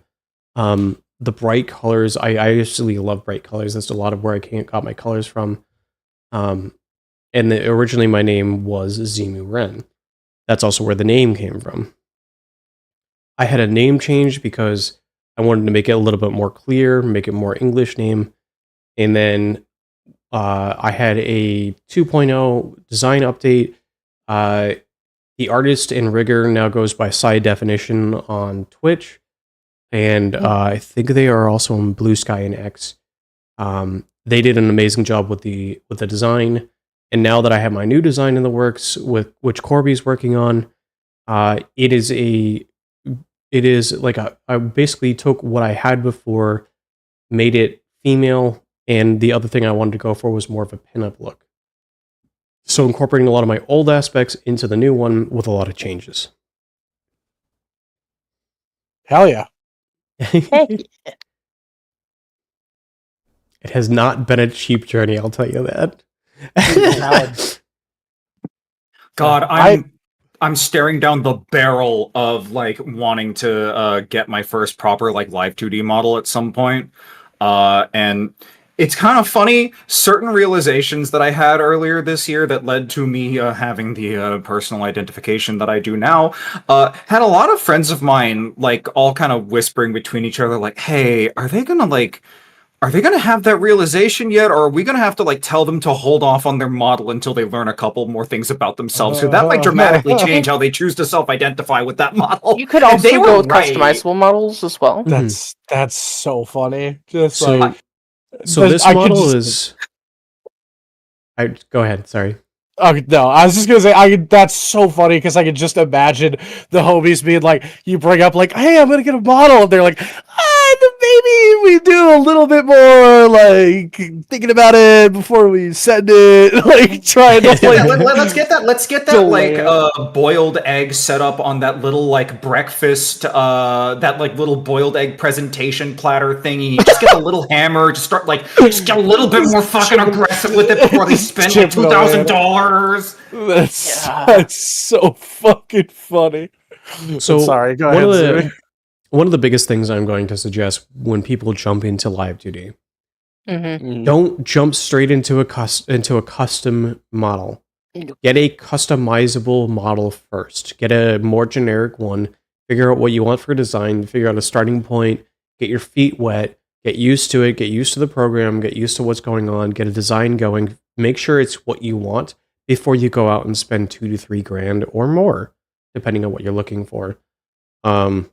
I know not all models are that expensive, but I throw that number out because it is a number I have paid now and am paying for future stuff personally for what it has cost me. My 2.0 did cost in the range of a total of about 2.5 total, and my new one is going to be costing me a little bit more than that. And then it's going to be another amount of money that's undecided yet because I'm still working on ideas for it. But it is what I want. I do this for fun. There's a reason I'm okay with doing all of that, basically. Right. I got this. wildly. Sorry, go first. I was gonna say this on the customizable model. This one is actually one of the more expensive customizable models I've seen. It's the Suika model that was around on Twitter. I do have it credited down below. This one was, I think, like just over. I think it was like $120 at the time. I think it still is. Which she's working on a 1.04 version of it. Yeah. Hell yeah. The model I'm using is also customizable. It's by Honey Kudzu. It was roughly $50, give or take, and they're, I think, working on more assets to where you can just cut the head off and put the head on asset bodies instead. Mm-hmm. Ah. There's another one I was looking at that that was circulating on Twitter. I've been following the artist for a while because they've been working on their customizable model for a while. Let me see. Who's the I've seen artist? a couple customizables that have been circling that are male nowadays. Yes. Or mask presenting, which is actually really exciting because there hasn't been any for the mask side of the community. Which sucks. That's what I'm kind of looking for, because I realized that like for I'm in that hell period where I want to have like, for me to feel like I'm fully presenting everything I want to be for this, I need to get 2 different models. I need to have like one mask presenting and more girl moding a little bit with it. The second one will be a little bit easier to find a good customizable model for, but the first one, I actually do have like a pretty strong design for them like in mind already. It's just I am a complexity whore. So there's Tom, a couple of things that I would want for it. Tom, I just sent you an artist on Twitter. They have in their pen message a customizable model. If you want to go the route, I suggest stopping at that one first. The timing worked out where the Suika model was where I ended up going with this, and it cost enough where I didn't want to spend money on a second customizable model. But I had been watching this one for quite a while. This is probably where I was going to end up in the time until I get my custom model. Oh, I like this one. Yeah, I'm gonna send this one to Scorpy too, because I know you were potentially interested. I collect things, and I have a whole folder for people just starting out. Oh, nice. I got really comedically lucky with this model. Ooh, Money-wise. cute though. There was a person that was a mutual friend of a friend, who was doesn't usually do models and currently doesn't do models, but has like done them in the past, and I paid $100 for 40% body, I think is what I would say, because it's cut off at like my belly button. If you here, I'll reveal what's behind the curtain for a second. It goes down to get this man the spider leg suit for his legs. real. Well, Get to- the to- ergot bottom. Yeah. To quote a very spirited man, by God Almighty, he is broken in half. But yeah, I got really lucky. I paid $100 for this, and then the icing on the luck cake was a dear close friend of mine, the legend, the myth, the goat, Korbiaki. Just straight up rigged this for me for free, because he's the goat, and that homie charges like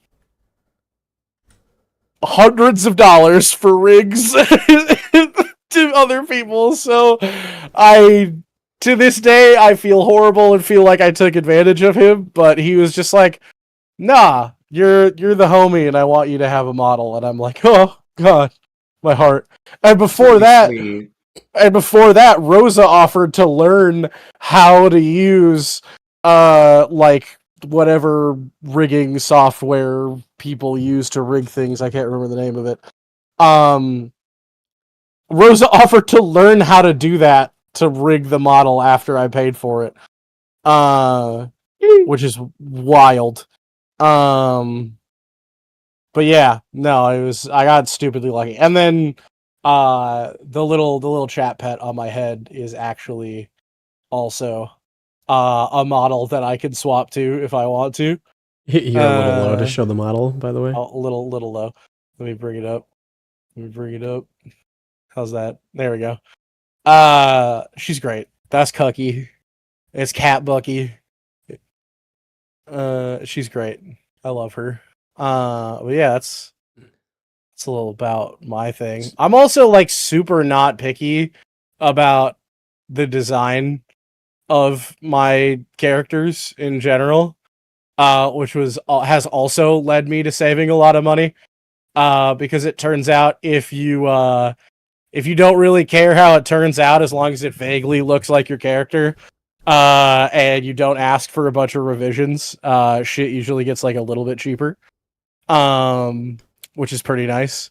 But it's also led to this really funny issue now of every piece of art that I have of my character looks like noticeably different. Like my ref sheet does not look like my profile picture, does not look like my model, does not look like my banner, does not, just none of them look super similar at this point. Yeah, I understand that feeling. Which is a little rough, but other than that, it's fine. I think it's fun. So this is a question, if I could pose it to the homies to add to the discussion, so I could stop yapping. Because I'd be doing that too much. How meticulous are you guys with like your commissions? Do you like very specifically ask for a bunch of revisions and you need things to be like very specifically correct when it comes to art and things, or are you more kind of just like find a cool looking artist, throw money at them, be excited about the thing that comes back? Totally. It depends on the artist as well as depends on the aspects that we're talking about. Because like That's right. my ear wisps and my tail being transparent are my main issue point with artists. Mm-hmm. Because they try to make the entire ear transparent, and I'm like, no, the ear itself is solid, opaque, but the wispies are transparent. Sure, or they try to make the wispies into the ear. Oh, I see. I think one of the cool things that I had done with my design is I spent a lot of time when, being meticulous when it came to the reference sheet. And when it came to getting the design updated. So getting all of the details, all of the little things like that, when it came to that, to get those specific. And the other thing too is it is stylistically pinup. So it is unique enough where I can throw that at artists, and then I usually never have to make revisions.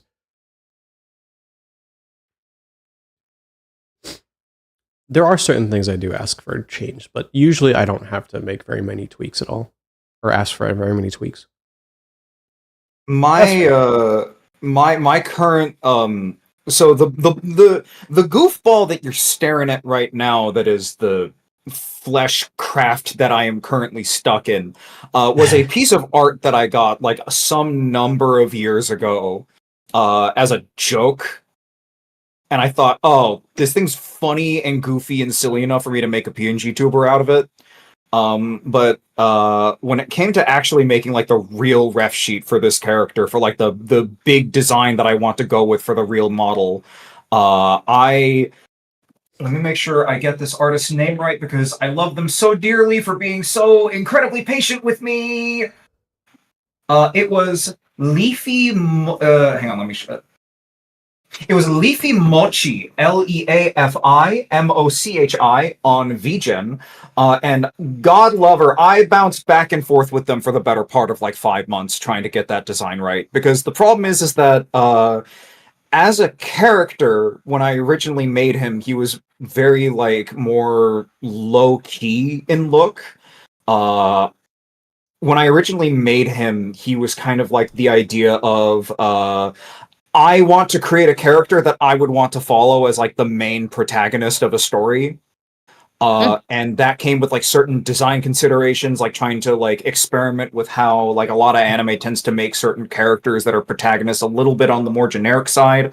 And then when I finally stared at the beginning parts of the ref sheet that I was working on with this artist with that in mind, I thought, shit, I'm kind of not in love with this as a VTubing model, because I kind of want it to be a little bit more maximalist. It's just as a matter of personal opinion for like where my taste is. So it took a lot of struggle on my part to like communicate what I wanted to put out there. A lot of bouncing back and forth with my other writing and artist friends that were a little bit better at like vocalizing what my soul was telling me to do than I could with my own brain.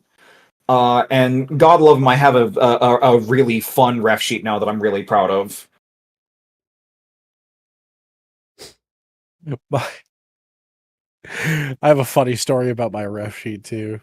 My ref sheet is actually, I got a uncolored sketch from a incredible artist that I found through Twitter, Jesus. Twitty.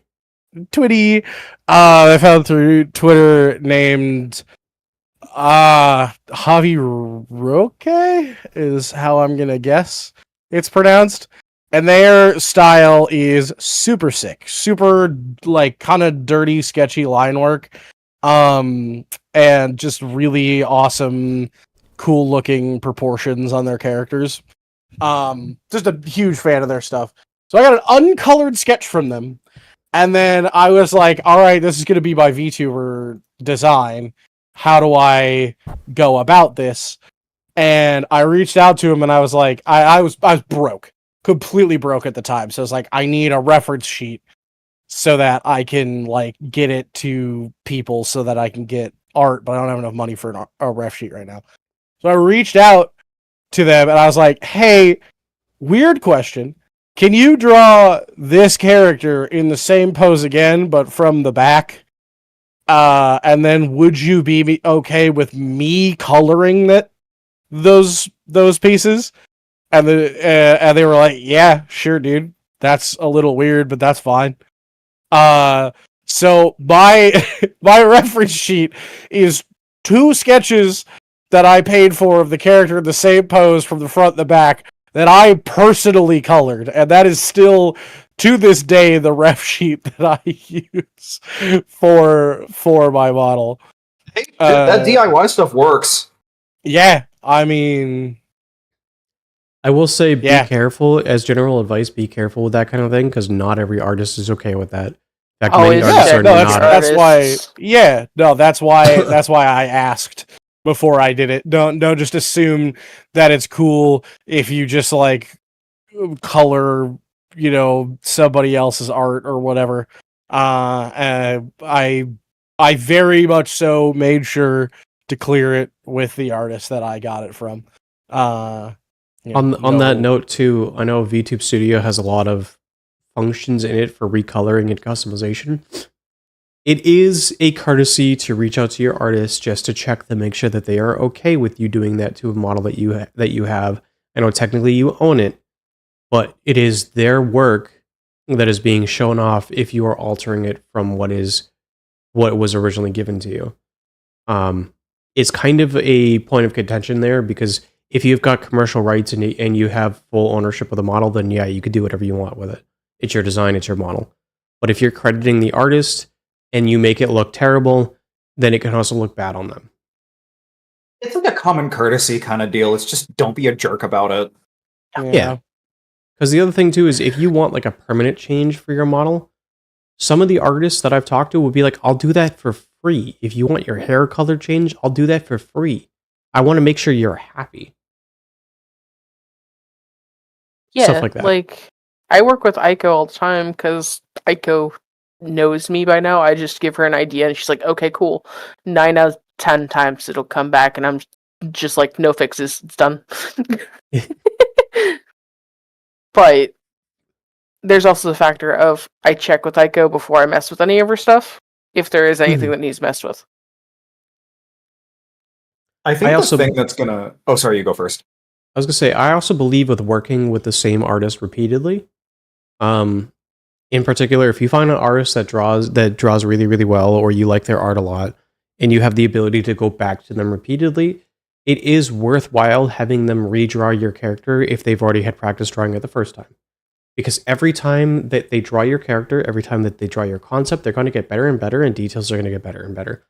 In particular, like for example, I knew a while ago I was going to go with Corby for the model, for everything like that. So I'm getting all my emotes done by Corby. I'm getting I got my ref sheet done by Corby. I've been getting art done by Corby. I do see the ads incoming. So we'll do the BRB again when that happens. But leading up to this, my test for not really a test, but my thing to reach out to Corby to make sure that we vibed well and that he could draw my design really, really well. So I was like, hey Corby, I'm gonna commission you for an art piece. Here's my idea. I didn't have a ref sheet at the time, and this ended up leading to the first one of the more finalized ideas of the concept, and then led to me getting the ref sheet done by Corby, just to see how we vibed, to see how his style was, to see how things worked. And there was a little bit of back and forth at first, getting some of the designs down, and everything like that. I think you saw a good portion of that one, Urkel. Right, yeah.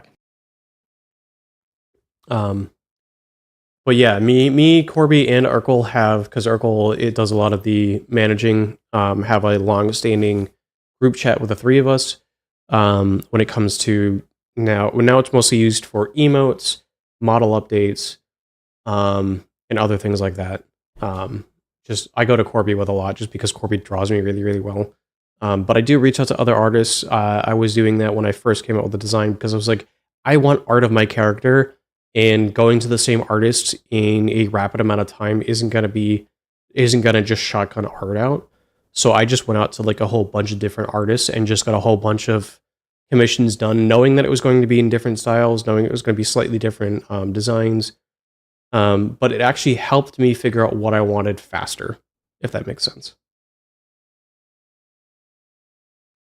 Yeah. No, absolutely. Yee. Mm-hmm. I'm looking forward to starting that grind to hunt down artists after I give that like custom model stuff a try. Funnily enough, Scorpling was so kind as to catapult a custom model that does masculine presenting VTubers that I just straight up forgot existed. That another friend of mine already linked to me a month or two ago. I just forgot. I forgot. Mm-hmm. I never really tried out the whole custom model route. I've never played around with one of those. I went straight from PNG to custom model, which was interesting. Mm-hmm. This is actually I've my kind of second. downgraded personally. Oh yeah. Yeah, I went from 3D, then I briefly went live 2D with this one, and then 90% of the time now I'm just using PNG tubers. That's valid. I think Sometimes that's because the games you play don't agree with the models, right? Not with customizables, at least, because the customizables are really heavy. Mm-hmm. Oh yeah, because it's having to keep all of those assets loaded at once. I wonder if there's a way to like get one of those custom ones and then like export your particular like set of settings to make a lightweight version. I've thought about that, but I you don't would have exactly to- know how to do that. You'd have to contact the original artist, and at that rate, that artist's gonna get swamped with everybody wanting to do that, Yeah. as You well were as saying that kind of something? messes with the ownership of the original copy of the customizable, because Yeah, everybody would have true. the base files. Mm. You were saying something, Urkel? Oh yeah. I was just gonna say this model is actually the second design I had, and before I had this one, my first design was actually literally just designed after a picture of IRL me, because when I got into VTubing, I wasn't actually super interested in VTubing at all. I was just interested in streaming. And at the time I lived in an apartment with my computer in a public like area of the house, so I couldn't use a webcam. And I was like, oh, I'll just be a fucking PNG tuber. That way I don't have to have my webcam on so that people can see like my roommates walking around doing shit. So the original design I had was literally just based off a picture of myself. Real quick, I don't mean to cut you off. No, you're good. We're on ads. Ads yeah. are starting. And I don't want people to miss discussion. Yes. So I am going to go to a BRB here. Ads are starting in just a second. We could continue that right when we get back. But remember, for the ads, I'm going to go to a BRB. People get up, stretch, use the bathroom, get some snacks, get some water, do whatever you need to do. We'll be back after the ads are back. Okay. Sounds good.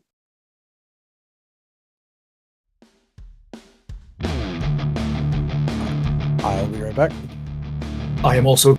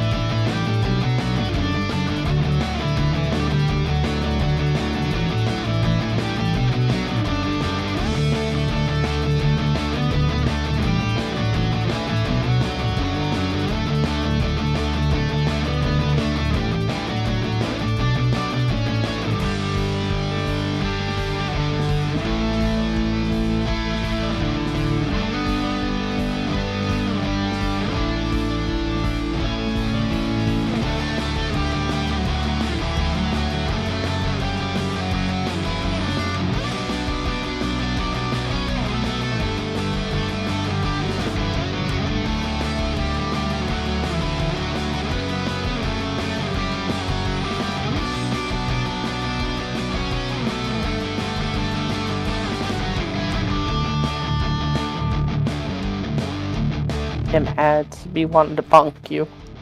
Yeah, we're coming back.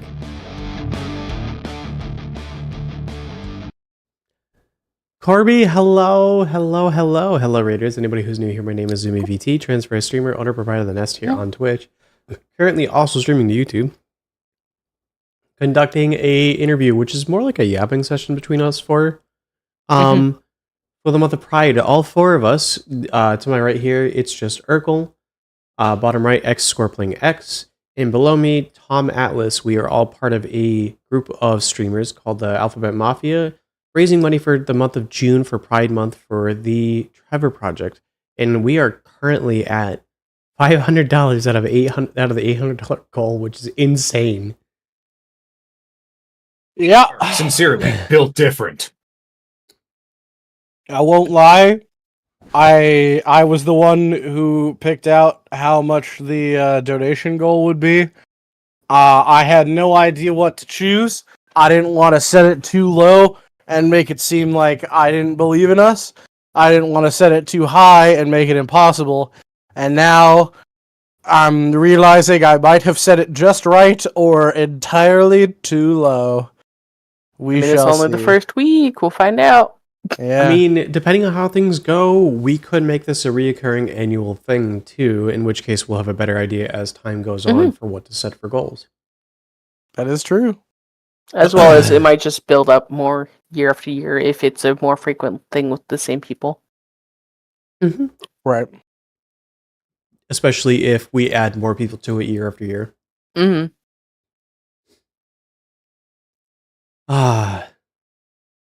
Did you have anything you were going to add to what you were talking about before the break, Urkel? No, just I think it was interesting having a VTuber design that was just based off of a picture of me, and also not holding up the illusion of or like the whole immersion thing like at all. Like literally just like I think within like the first month of getting into VTubing, just like posting a picture of myself at like a concert I was at or something. Just like I guess the one thing I would say is it's always interesting to me when I see people talk about like anonymity and not like wanting anybody to know like their names for their safety and or like even like the state that they live in and stuff like that, which is completely fair. I don't judge anybody who does that, but it's just really interesting to me because first off, Urkel is my actual last name. And I've been like so publicly findable for my whole time on the internet. It's been interesting because like I was in a like touring band before I was like a VTuber with like 10,000 views on Spotify and playing shows in front of like 1,000 people occasionally, not all the time, but occasionally we got some good gigs. So I've never been the type to, I guess, like, hide, my meat self, behind the digital self, which has always been interesting to look at, like, how everybody else handles it. And I don't judge or think it's weird that anybody else wants to be anonymous. I mean, that's one of the cool parts about VTubing is that you can be. But it's been fun being a VTuber who's just like, also just like, I'm just me, kind of in general, if that makes sense. I know. So- when I first learned about VTubing, one of the things that drew me to it was the fact that I could be anonymous, but also still be incredibly interactive with chat. Because before I was aware of VTubing, the only ways to really do that were to, I mean, I knew people had like PNGs that they would put up on the screen, but I didn't think anything was really super interactive. and then it was like use webcam or don't use anything at all, and I was like, okay. But now, especially with like what's going on in the environment, anybody who's a member of the LGBT community, especially the ones that have been targeted recently, VTubing is almost a way to protect yourself when you're putting yourself out in public. In the anonymity is also a way to keep yourself safe in a way where you could be targeted, if that makes sense.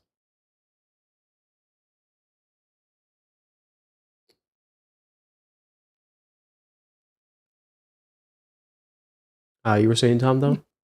Oh, yeah. So Urkel, you Yeah. talk about being in a band. What instruments do you play? I in that band, wildly enough, you see, dude from rural Minnesota.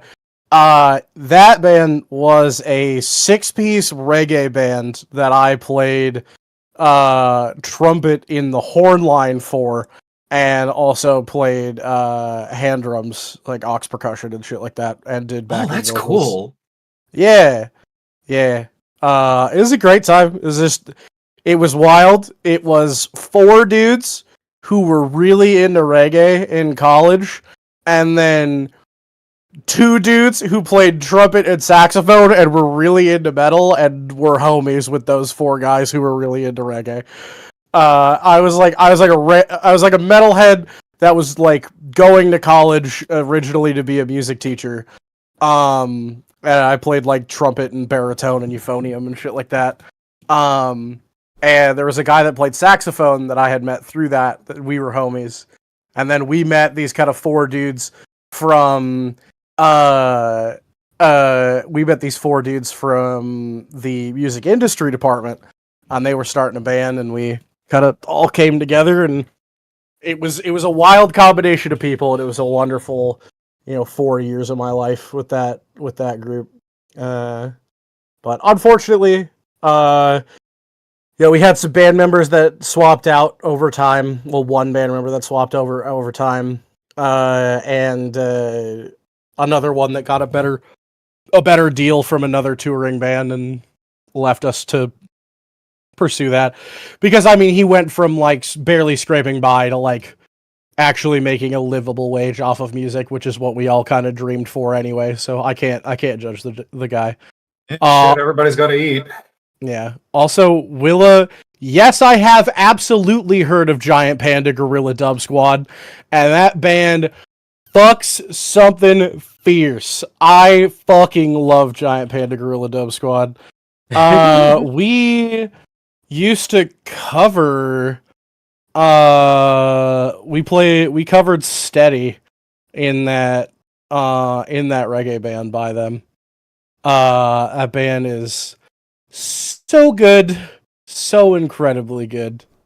Them and John Brown's Body are probably 2 of my favorite like modern reggae groups. Yeah. Other than that, I played bass. I played bass in a bunch of cover bands in college for money, just to make enough. If I'm being real, I played bass in cover bands in college to pay for all of the alcohol that I drank, because people would give me free beer and I'd get free drink tickets at the bar if my band played. We'd usually get paid in drinks for the night. So you'd get like 4 dudes together to go play some covers of some butt rock at the local bar on like a Tuesday night and get a bunch of free drinks, and it was a great time. That's amazing. The real reason to learn music, just free music, free alcohol. Real. That, and then right now I mostly make just electronic music. I'm working on a drum and bass EP right now. Oh, nice. This one. Rick's cousin was the music rep for both Giant. Holy fuck! Brick's cousin is one of the coolest people I've ever heard of. What a fucking legend. My goat. As well as the Green! Holy fuck! Is That's... this the same brick that we throw through windows? Brick is Willow's husband. Fun story. When I first came back to streaming after my long break, so last year I went on break, around March? Right? Over a year ago now. And I was on a break from March until about November. When I came back, I started one of the games I was playing because during that break, I hung out with there was 3 people in addition to myself. There was Blue, Urkel, Conrad. I was going through some pretty rough times, so I spent a lot of time with them. Not really much outside of that circle because, like I said, it was pretty rough at that time.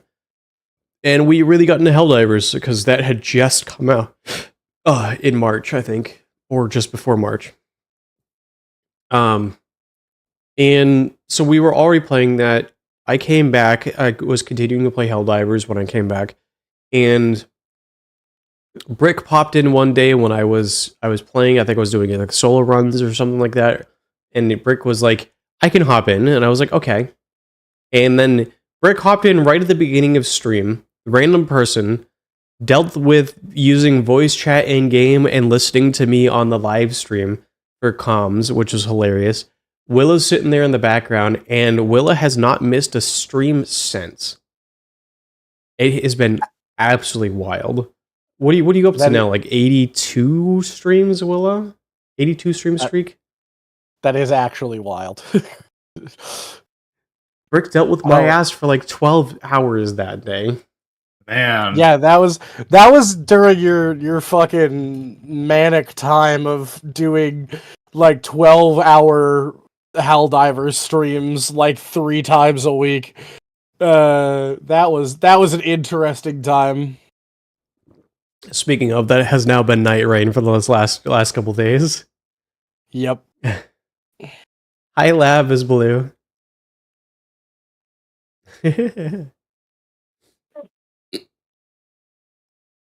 I know that all of us are involved in the charity this month, but is there anything that's like unrelated to the charity that each of you are working on or looking forward to, or plans or anything like that? Like this is the time to talk about like self-promoting things or other things like that. Like this is I know most people are like, oh yeah, don't self-promo in chat, and I do have a rule for that in my stream.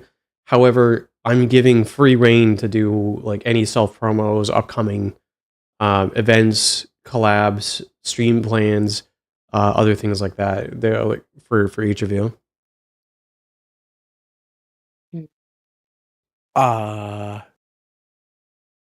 Do you guys want to go first this time? I feel bad because I go first. I feel like I've went first every time she's asked a question. I don't want to jump on everything. Scorp, I am grabbing you and pushing you in front. Oh shit. I bet it's not really streaming related, but am moving into first house, so that's pretty cool. That's exciting. Hey, let's go. Yeah, and then at the end of the month, this is actually streaming related, I am going to be doing preemptive to birthday stuff, because unfortunately, my birthday's on a holiday, so I'm going to have a full week of birthday before the birthday, so I just hype up till the birthday, just full week, just party. Hell yeah. Because my birthday on America Day. America Day. And I'll be releasing a new PNG tuber by Aiko, because we all love and support Aiko. Aiko is a bean and does almost every single one of my PNG tubers, and I have a problem. Hell Which yeah. that art you sent me, the work in progress, is fucking scrumptious. Mm-hmm. Holy shit, those thighs. Holy shit. Am I allowed to bug you to get a shout out for Aiko? Finger poke. It's just that waifu plug. Hell yeah. Is there an underscore or anything? No. Was that WAIFU? FU. Oh, there they are. Speaking of Aiko. Not me mentioning it Aiko. in the DMs to Aiko, and Aiko's like, I've never joined a stream so fast. Waifu plug is such a good username, actually. Holy shit, I like that a lot. She makes the Strong waifus. name. Yeah, she's just the plug for the She's waifus. like the crack dealer of waifus. If you want art of a waifu, That's she'll so do nice. it.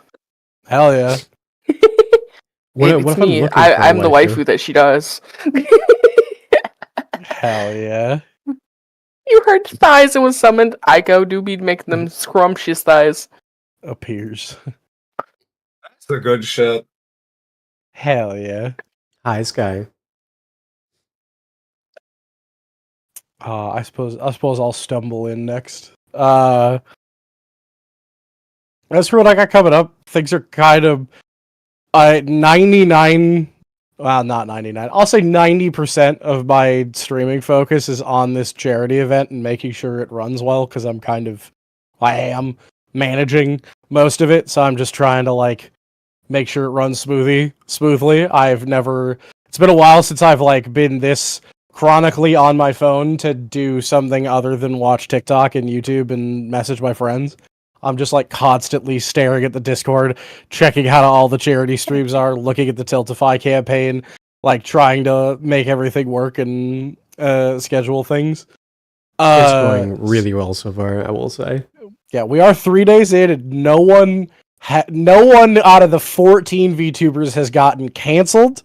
Bet, let me get on Twitter. I can get myself canceled. I just gotta say some bad things on COD. Let me just add Elon right now. I can start something right now. I can get on COD. I can do it. Please no. The panic in Urkel's voice. Yeah. It will let me use my favorite reaction image that I've ever seen, though, which is Jack Black from the Minecraft movie with the caption Google Docky, which is now the only fair response to any VTuber drama that occurs is just that Jack Black gif. It kills me every time. I've seen it not even involving VTubers. I've seen the actual tubers do it too. Yeah, that shit kills me. But as for stuff I got coming up, I am also probably moving at the end of this month or midway through next month. So I get to manage all of this and also go through a move, which is going to be super good and definitely not going to be rough. But we're going to figure it out. It'll More be fine. people moving. Yeah. But other than that, I've got a bunch of stuff that I am doing for the other wonderful VTuber that I manage, which is Labadita Rosa. She's got a lot of stuff coming out that I am obviously helping out with, project managing for, and then working on some music stuff for her that will be coming out soon. As for myself, not a whole lot other than a drum and bass EP that will be out someday, TM. I've been working on this project for like 3 years, and I have like 5 songs. Because I've just been working on it in my free time, which I do not get an infinite amount of as a married man with a job and a part-time job on top of that. Mm. But yeah, that's what I got cooking. And I keep coming down the bugging pipe. him for collabs and shit too, so That is true. Any moment that I have to breathe that isn't taken up by my wife or other homies or something else is just instantly consumed by the black hole void that is Zumi's addiction to Helldivers and Night Rain right now. listen, they're really fucking good, okay? They are. Ah. My work wife. That's funny. All right, Tom, you're up. Throws you out in front. Well, I guess because I just snagged that customizable, I'm probably gonna face plant my way into a stream with a Live 2D model at some point. I guess that's gonna be a Ooh. thing. Yeah. Friend of the show, Wakraya Elber, I am going to get in contact with her to get me a custom PNG tuber at some point so that I don't have the top part of my hair cut off anymore, because this is, again, a piece of art I ripped as a joke. What else? There is a very dear friend of mine, Anya VT, AN14VT, who's actually streaming her first run of Detroit Become Human right now. God help her. Who is going to be doing a playthrough of Final Fantasy XIV, starting from the Heavensward expansion next Wednesday with me. So that's going to be fun. I'm gonna be her stand-in paladin there to kind of guide things along, face roll through enemies, that kind of deal. That's gonna be fun. And is there anything else? I'm gonna keep going with SLRPG because boy, those animals sure can lesbian, and boy, that RPG really is super, very charming. And I'm probably gonna also be screaming my way through Deltarune chapters 3 and 4 for a little bit too. Hell yeah. I also am considering. Okay, so I have like this Fender. I have this like Mustang LT25 that I figured out how to rig up to my computer. And I'm considering doing a cover on guitar for a song from a band I really like called Mass of the Fermenting Dregs, which is an amazing band name still, by the way. Yeah. That's Hell yeah. awesome. Japanese shoegaze kind of deal. Oh, that shit's good. Ooh, okay. I'm actually, if I'll just like link one of their songs in this VC text chat thing for people to peek at some point if they feel like it. Shoegaze is definitely a genre that I don't know enough of, that I definitely want to learn more about. This group in particular is great because, like, okay, the way I try to sell this to people that have never heard about this band before is that if we tried to make a spiritual successor sequel to Fooly Cooly, the original, without the Pillows, because the Pillows unfortunately broke up, I would grab this band as like the next up and comer and just slam them down to do the soundtrack because it's just tonally it's perfect for that kind of thing. I love that so much. Sure. Okay. I actually got back into guitar mostly because of like a lot of Japanese J-rock, just so much anime, so much game shit. It is. Bocchi the Rock is pretty much the reason I got like I used to have like a cheap as hell like $100 Epiphone that I got that came with an amp that I just I did most of my practice on for most of high school, and then Bocchi came out, and I thought, okay, fuck it, I'm gonna get an actual like decent guitar, and now I can play like at least a couple of songs from it, but not confident enough to record covers yet because I'm still not sure how to get the tone right. Bocchi the Rock is such a good show. Oh, I love her so much. I have 1,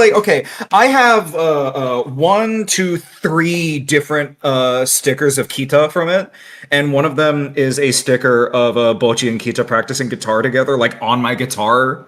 I love it so much. Oh, they're so cute.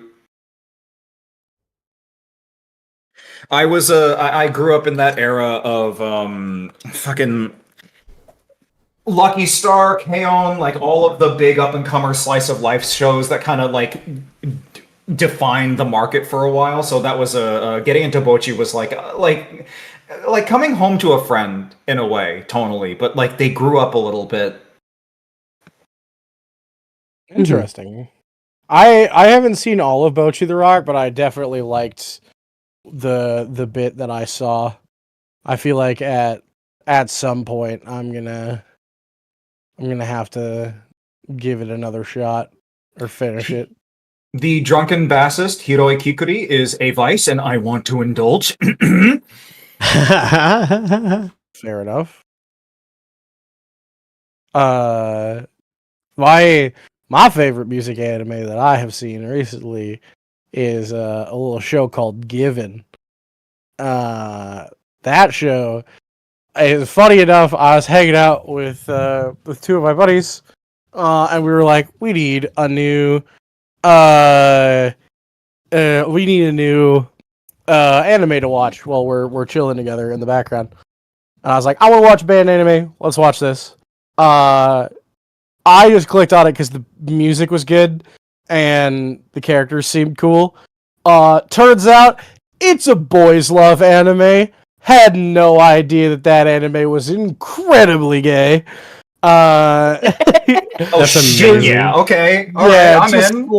just like out of nowhere, it was like we were watching a couple episodes, and it was like, man, the main character and his like guitarist are like getting really close. Like they're like really homies, and like one of them is like, God, he's like really twinky, and the other one is really not. This is. It'd be really funny if they like got together or something, and then like halfway through the show, we were like, "Oh, they are just actually gay." That's fucking okay.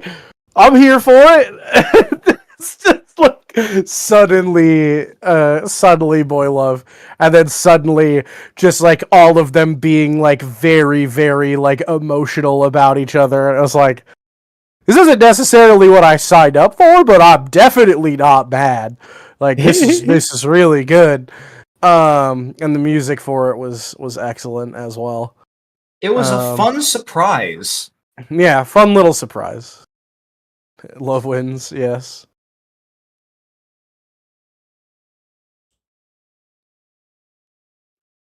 What was it called again, Urkel? Given is the name of the show. Yeah, Willie, if you like Fortunate Youth, I love them as well. We my band did a show. Their lead singer was on tour, just doing like an acoustic tour by himself. And we opened for him in the cities in Minnesota for him. It was fucking rad.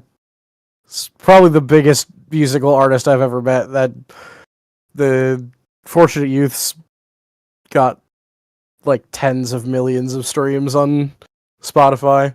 I was just drinking beers with their lead singer in the green room. Feels pretty cool. I know. Surprised to be sure, but a welcome one. Yeah. I know. Talking about upcoming plans. Mm-hmm. Urkel, you were mentioning 99% of your focus is on this charity. I think about 110% of my focus is on this charity right now. That is valid. Because I'm actively trying to plan events and collabs, and I know that Blue has some ideas for collabs, as well as some other things like that upcoming in the over the month. Just shouting out some of the things that are going to be happening over this next month. So less of a self promo and more of a group promo. I know we mentioned at the beginning of the stream. Sunday is going to be the second round of interviews. That's going to be with Rally Blue, Lavender Gardens, and Gunslinger Sky. And I am also currently still trying to get a date settled on that one for a third round of interviews with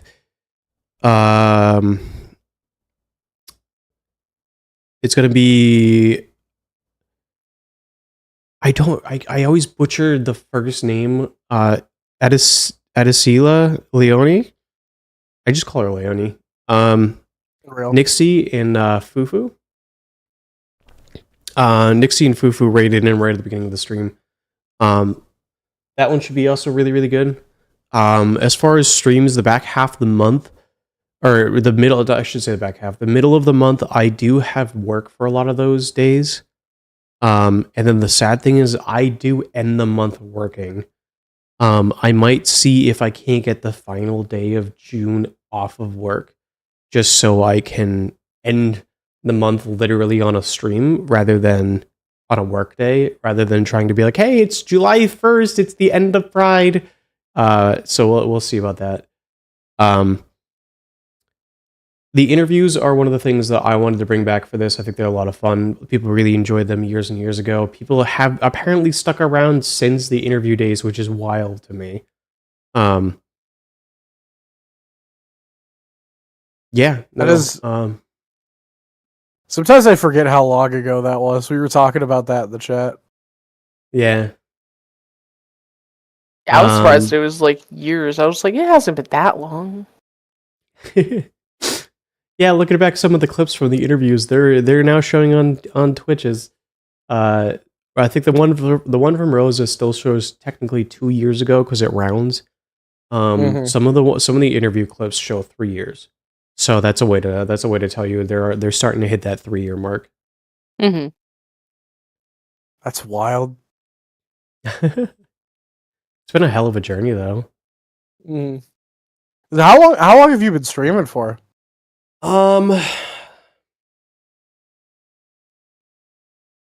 So I debuted in March of 21. Was it 21 or 22? This past March was 3 years. So I'm what, 3 years, 3 months technically. Mm. And I think the way that Twitch sees it is April. I actually think April 1st is the way that it ended up, where it's like, here's your affiliate anniversary. April Fools. It's wild. Yeah, that's a little while. Has it been 6? Oh my god, Lav! Holy crap! That is insane. When the Talk when the about fuck did I start? talk about time both not feeling like it's been that long, but also feeling like it's been longer. The Mhm. passage of time is just strange freaking concept. Wibbly True. wobbly, timey wimey. I struggle remembering how long Skies lived with me, and she lives with me. That's valid. Actually, here's an interest. Well, actually, no. If I do follow age on my own channel, it's going to show the full age of the channel, which I've had this Twitch for quite a while. Right. Probably obviously before you started streaming, you just had the account. Oh But yeah, definitely. it was a different name back then.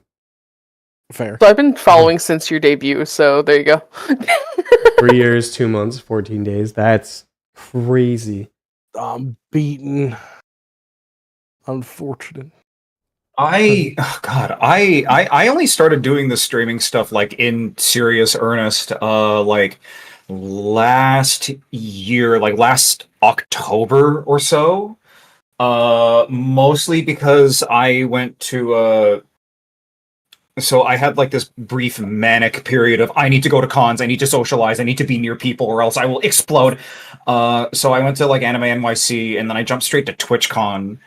And there was something about the way that TwitchCon stratifies the difference between people that are like community, affiliate, and partner that while I was there, made me feel like that good pressure, like that need to like, hey, okay, I gotta like stop fucking making excuses. I gotta sit down and actually put the work in and do the real like the grind of actually doing the streams.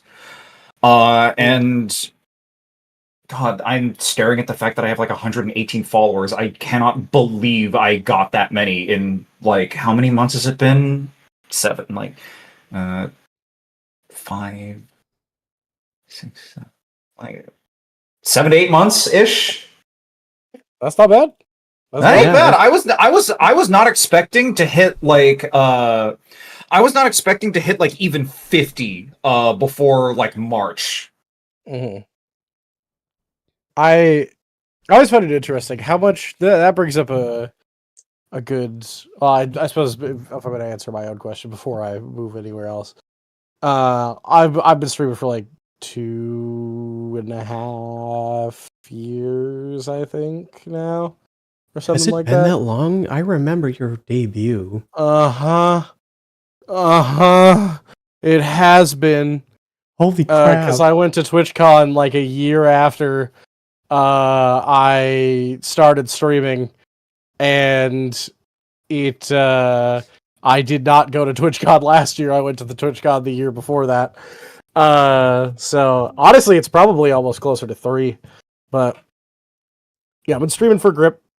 Well, not really a Grip, but a bit. I took like a fucking 6-month hiatus, and I do it completely as a hobby, and I don't take it seriously whatsoever. I take the management aspect seriously, but I don't take my own streams personally. Seriously. This is just a casual, fun hobby that if it picks up and takes off, it picks up and takes off. Kind of vibe. I originally started streaming just so that me and as a fun way for me and my wife to spend more time together. When I first started streaming, I would only stream when she was available, and we would just play co-op games together on stream. Now I do all sorts of shit. But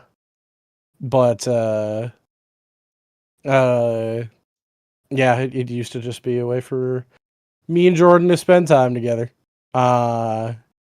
Which is we still do. We do like whatchamacallit, repo streams and stuff like that, which is fun.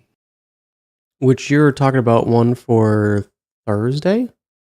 It's tentative. I still haven't. I didn't have. I woke up at like almost 6 p.m. today. Okay. So I didn't have time to talk about it with the wife, but it's a maybe. It's a maybe. Here's a weird question. In answering your question with a weird question, at what point does not taking it seriously become taking it seriously for me? Because I like to think I don't take this seriously, yet I put in the legwork before I started streaming, like over 3 years ago. I put in like 6+ months of networking work before I even started streaming. Yeah, no, you currently take streaming more seriously than a lot of people that. I'm gonna be really, really harsh for a second here, and I hope that's okay.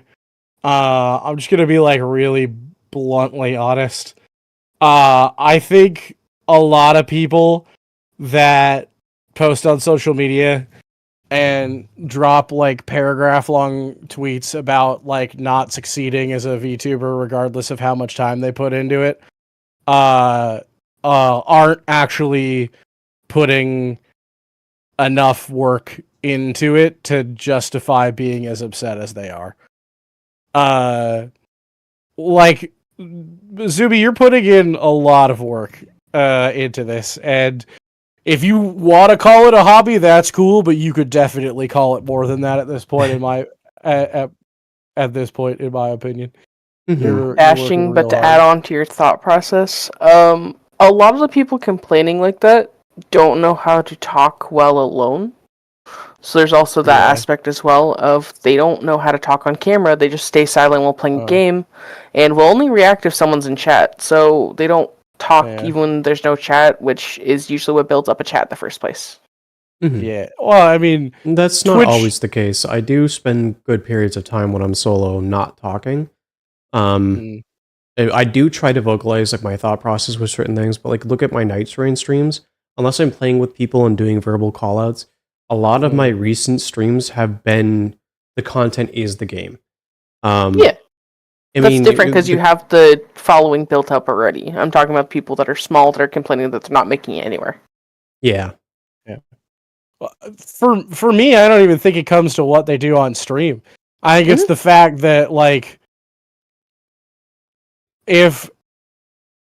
Again, this is gonna be me being like maybe a little bit too mean about it, maybe a little bit too honest, but like if you're trying to make streaming your job and you don't have like a full-time job that's like giving you money right now, say you like live with your parents or something like that, you don't have a lot of bills.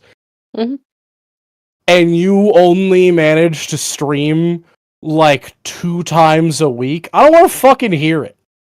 Like if you don't have like work or obligations stopping you from like actively streaming, and you just like sit and just decide that like and you sit and make excuses for why you're not going to go live that day. Like, I don't really care to hear what your thoughts on like the state of VTubing are, or like why you're not growing or whatever, because like you're not trying. Like, this is a dream job for millions of people, and if you can't like muster the drive to like turn on your stream at the same time every like few days to like get an actual schedule going and like some kind of routine, you're not going to make it. Even if you have a TikTok clip that blows up and gets you 20,000 followers, you're going to burn out in 6 months and be nothing and go back to working at fucking Quick Trip. Like, I don't know what to tell you. Like, at some point, people have to be, like, honest with themselves. And I think there's a lot of, like, that not happening in the VTuber community. It's just, like, I see too many people that don't have the drive, they don't have the work ethic to be self-employed, and yet they sit around and they want that for themselves, and then they complain about it, and I just have zero sympathy for anybody who's, like, yapping about wanting this to be their dream and like everything they've always wanted, and then they refuse to put in like even like a part-time jobs level of work into it to make it happen. So that's, again, I'm sorry if that's a little aggressive, but I think people just need to start being honest with the people that are just like begging for a shot, because some people, it's not a question of whether you deserve it or not. You can work 100 hours. It doesn't mean you deserve. Oh fuck! My fucking alarm's going off. Shut off phone. It's not a question of like deserving it or anything like that. It's just like some people got it, some people don't. Some people have the work ethic, some people don't. And I think we should lie to people when it comes to that. I know. I'm gonna continue my thought, but I'm gonna frame it with yours. So I know I've been putting in stupidly long streams these last couple days, but that's also partly because I've put in a lot of legwork, setting things up, doing the foundation. I know I was on break, on the like hiatus from this past. No, not this past. Last March through November. But during that time, I was laying the foundation for coming back. And it took that long because I was dealing with some personal things, but it also took that long because I was getting that foundation set. Partly with building the Discord, rebuilding connections through people that were still around. And then even with like the stupidly long streams, like even though when the stream button stops, I don't stop connecting with people. Right. Even if I put in a 10-hour stream, when I wake up to the time that I go to bed, I'm on social media posting, I'm interacting, I'm still interacting with the Discord. I know a lot of that doesn't seem like work, but if you want to put effort in, if you can't edit clips yourself, I mean, then like putting effort into getting an editor, getting art done, getting content is required to be a content creator. And if like I know like if you can't have this, if you don't have the skills, it can be expensive. So the next thing to do is to learn the skills, and those are the types of things where that effort comes in. Learning to edit clips yourself, learning to do all of that. I'm lucky enough where I have a job that pays well. I'm going to be honest. Mm-hmm. I have a full-time job that pays well. So I could sit here and go, I don't know how to edit. I don't know if I'm interested in learning how to edit because I'm busy. I would rather spend that time doing other types of content. So I'm going to throw money at someone else and have them do that stuff for me. I don't have the time or patience to learn to be better at art, to create art for myself. So I'm going to throw money at artists and support my art community, because in the long run, it's going to end up getting me more art, more content, yada, yada, yada. Mm-hmm. And I know I kind of started the thought originally of like, when do I stop? When do I know I say I don't take it that serious. Like when does that line cross for me? Because I think I don't take it that seriously personally, because I fully understand that to get to a level of self-sustaining on just streaming alone, and I'm not talking like what do you call it? Sponsorships or anything like that. I'm talking just money earned from streaming or from engagement from YouTube or anything like that. It would be astronomical the amount of growth that I would need in order to maintain what the quality of life that I currently have. So I have almost no aspiration right now to try to live off of streaming, just because that is so out of where I see myself growing to, even over 5 years. Not saying that it won't happen, more saying I have a very realistic view on that. So this is a hobby. It's something I very much enjoy doing. I like the community. I like where things are going. I'm putting money into it not because I'm expecting to get money out of it. I'm getting other things out of it, if that makes sense. Absolutely.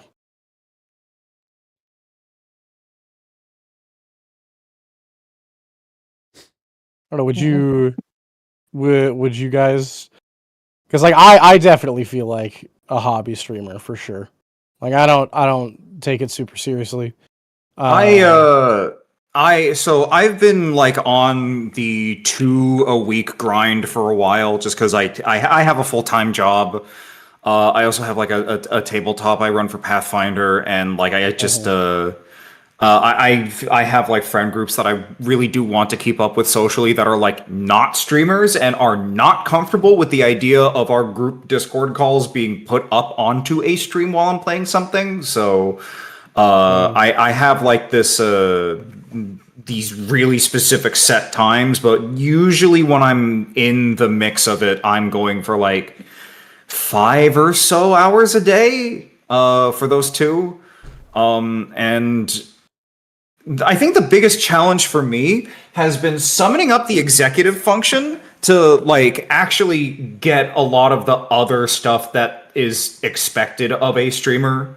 I got the VOD channel set up recently. I've been throwing a couple of VODs onto that. I've been getting off my ass to go through my backlog of everything that I've been recording and finally process it through Handbrake to make them into proper MP4 files and then dumping those. But I've been hoping to find a consistent editor that I can like hurl videos at and be like, hey, can you like cut this down into a decent highlight reel for me? My big challenge is that I look at my content and people tell me that I am pretty people say that I'm kind of entertaining, but my self-perception is shot. So when I look at my videos, I'm like, I don't know if I'm actually that funny or interesting, or I don't know if there's really that many like highlight worthy moments that I could drag out of this if I were like me as the editor poking through my own VODs, which makes it like a challenge to figure out which ones I want to like contract someone to take a look at, because those are large files I have to send someone's way, and that's a lot of time that someone needs to spend to review my bullshit. Tom, Lav and I do know an editor if you want to talk later. Feel free to send me their socials at some point. I will happily get in contact with them. Are you cool with Lav DMing you? Yeah, sure. Go ahead. Okay. Lav, I think we're thinking of the same person. Minute and a half warning for ads, so.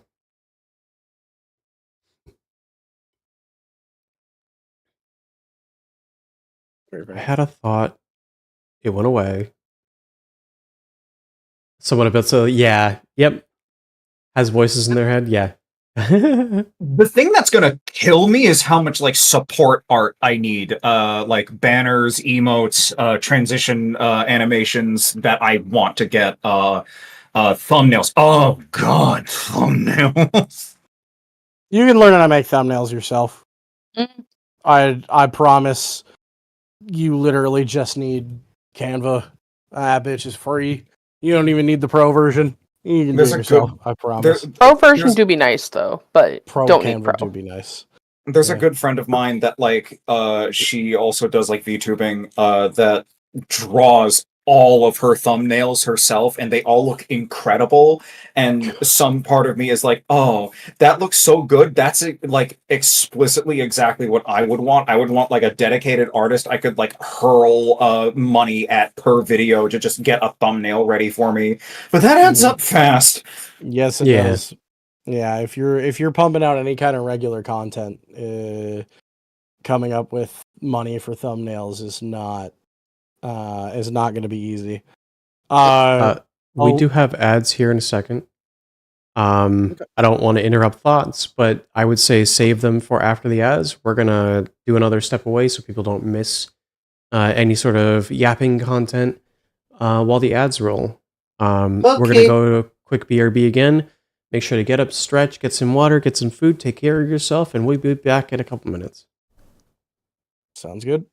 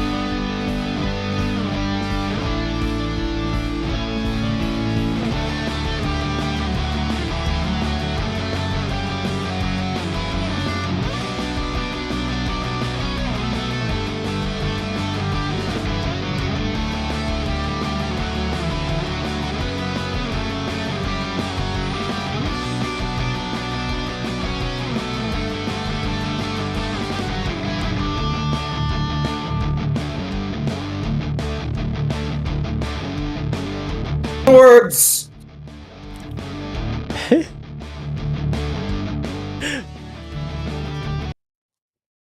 Ah.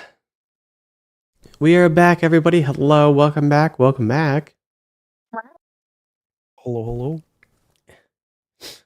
Ah. I didn't go anywhere. I was just sitting here staring at all of you in chat the whole time. You just didn't see me, but I was there watching. Wide-eyed stare.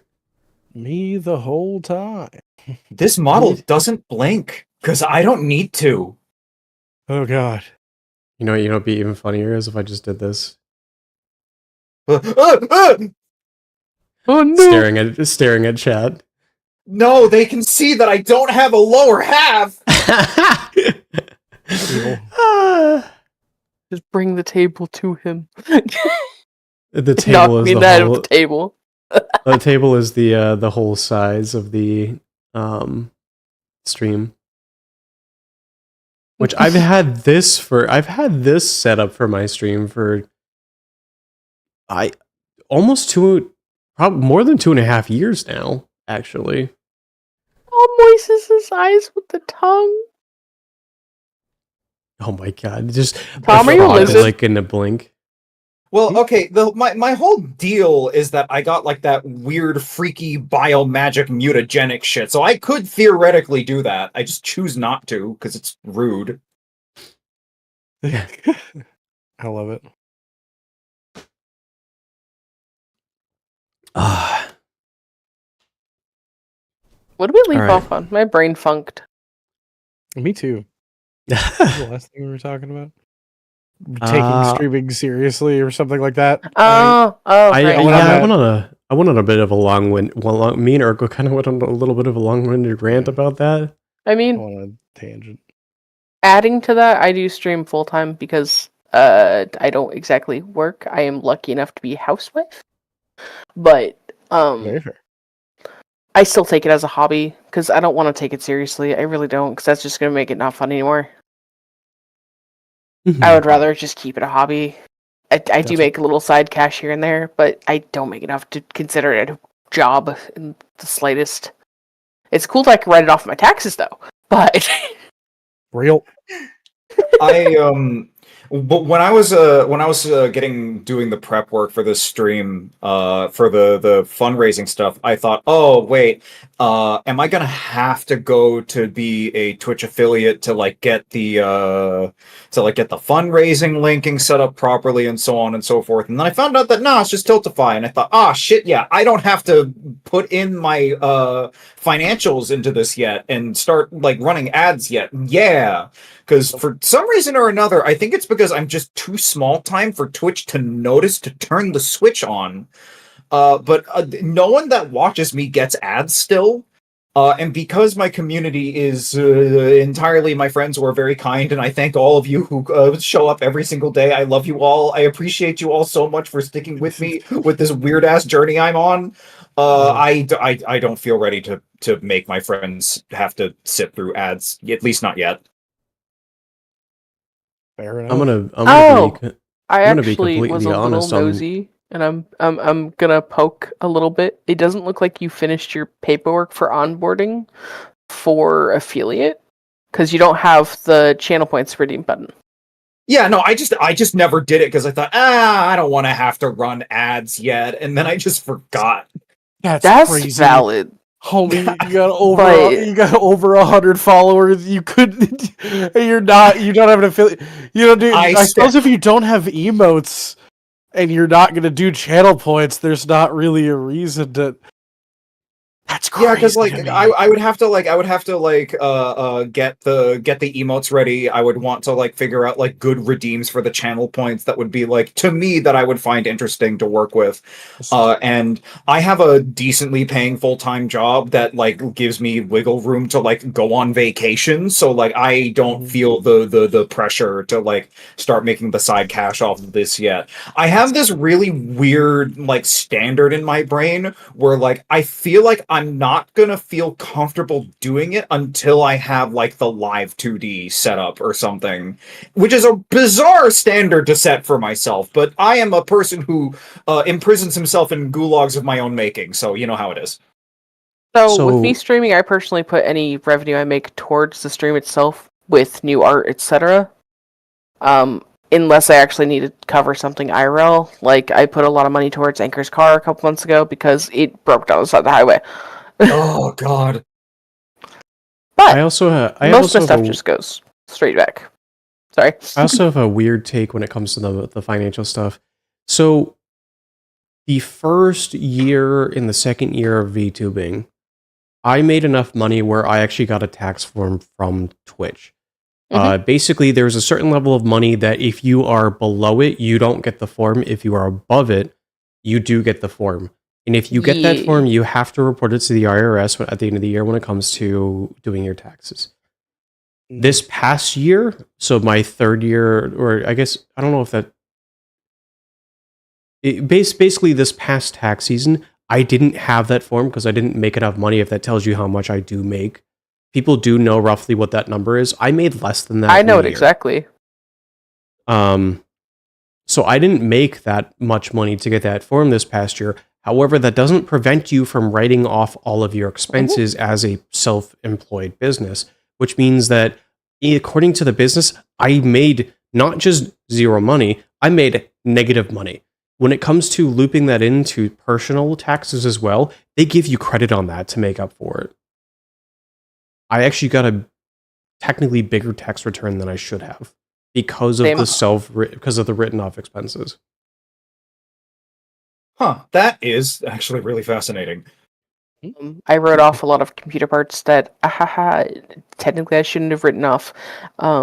They were Hey, you know they were what? Christmas gifts. We're not gonna say that on camera. That's fine. Computer parts, any money spent towards commissions, art, any money spent towards games if you're streaming with them, any money spent on editors, any money spent buying programs that you use for all of that. You can save all the receipts, put all of that down as write-offs. You'd be surprised that even if you make a fair amount of money on streaming revenue, how much of it you'll be able to write off. Yeah. That's there's a bunch of really neat tax stuff that you could do. That doesn't matter as much when you're not making much, but does matter later on. Right. Which is why it's good to learn it earlier rather than later. I think there's a lot of like business related stuff that it's really important to know in case you do eventually start making some notable amount of money with streaming, that I feel like a lot of VTubers just don't know about.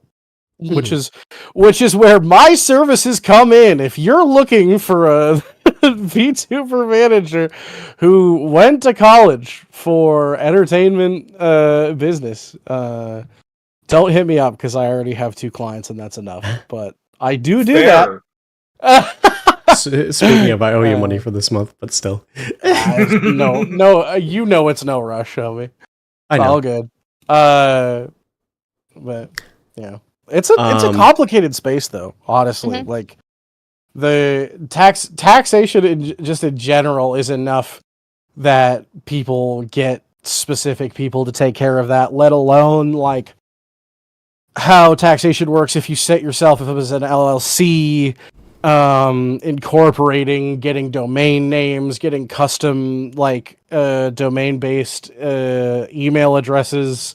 So that when you work with sponsors, you look more professional, and just so much of that copyright law is insane. Like leading on to that, here's an interesting thought when it comes to people who are like, "Oh, I don't want to get that serious with the business side of things." Here's the thing: taxes are there. Here's a weird take on this. Taxes suck. Everybody has to pay them, but corporations and companies get a lot of tax write-offs. If you do start taking that business side of things, even if you're not making that much money, when it comes to write-offs and things like that, with the amount of stuff that you can write off, like for instance, your streaming space, your room that you're in, the one that you have your computer sitting at, you can claim that space on your taxes as a write-off. You legally cannot have a bed in it, though. It cannot be a sleeping space. Correct. But it has to be an actual, like, quotation marks, office. Mm-hmm. But yeah, you can literally write off your electricity that you use in that office. What I was getting at was take the same route that a lot of these corporations do for tax write-offs that they do to avoid a lot of the taxes. You can do the same tricks as a technically self-employed small business owner. And use your full ability to do that kind of stuff, because taxes really fucking suck, especially for streamers who are on the small side that make a little bit of money. I am going to use this, Eric's comment about the VTuber management, to start getting into socials where people can get you, where people can find you in, so we can start beginning to wrap it up. Urkel, what are your socials, if you don't mind saying them out, and then potentially also putting in the chat where people can find you? It's just Urkel on just about everything that you could want to find me on. Luckily not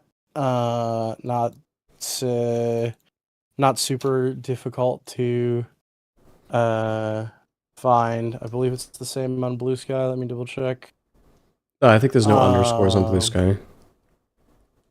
Right, that's what it is. No underscores on Blue Sky. Also, a new little social, if you want to follow me on it. I don't think anybody will, but I'm getting into it. If you want to follow me on Letterboxd so that we can review movies and follow each other on there, and maybe, get into, discussions about what, cinema we like. Follow me on there, and it's just Urkel, because I've gotten really into using that lately. But yeah, just Twitter, TikTok, and Blue Sky. That's all. Now I see where your movie question came from yesterday. Yeah, I've been watching so many movies lately. Northern Lion has had a inescapable effect on the future of my life. Mm-hmm. Scorpy, what about your socials? Every single social you can think of is at xscorplingx. Same as it is spelled on Twitch.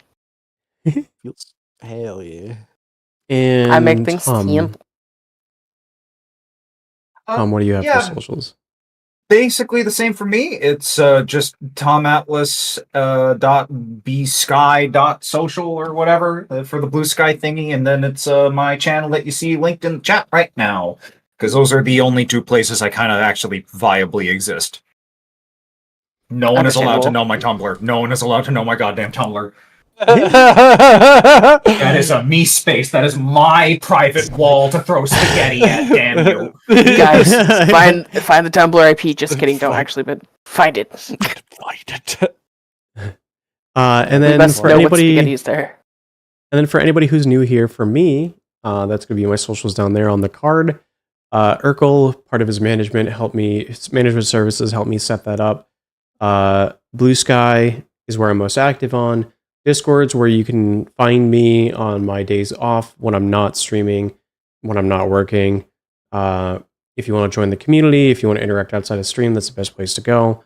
There's two different YouTube channels, one where I throw the VODs on, and then also one that I'm currently streaming to. Also, eventually, when things are paid for with the model, with emotes and all that upcoming stuff, you'll start to see a lot more edited content coming up on that channel over time.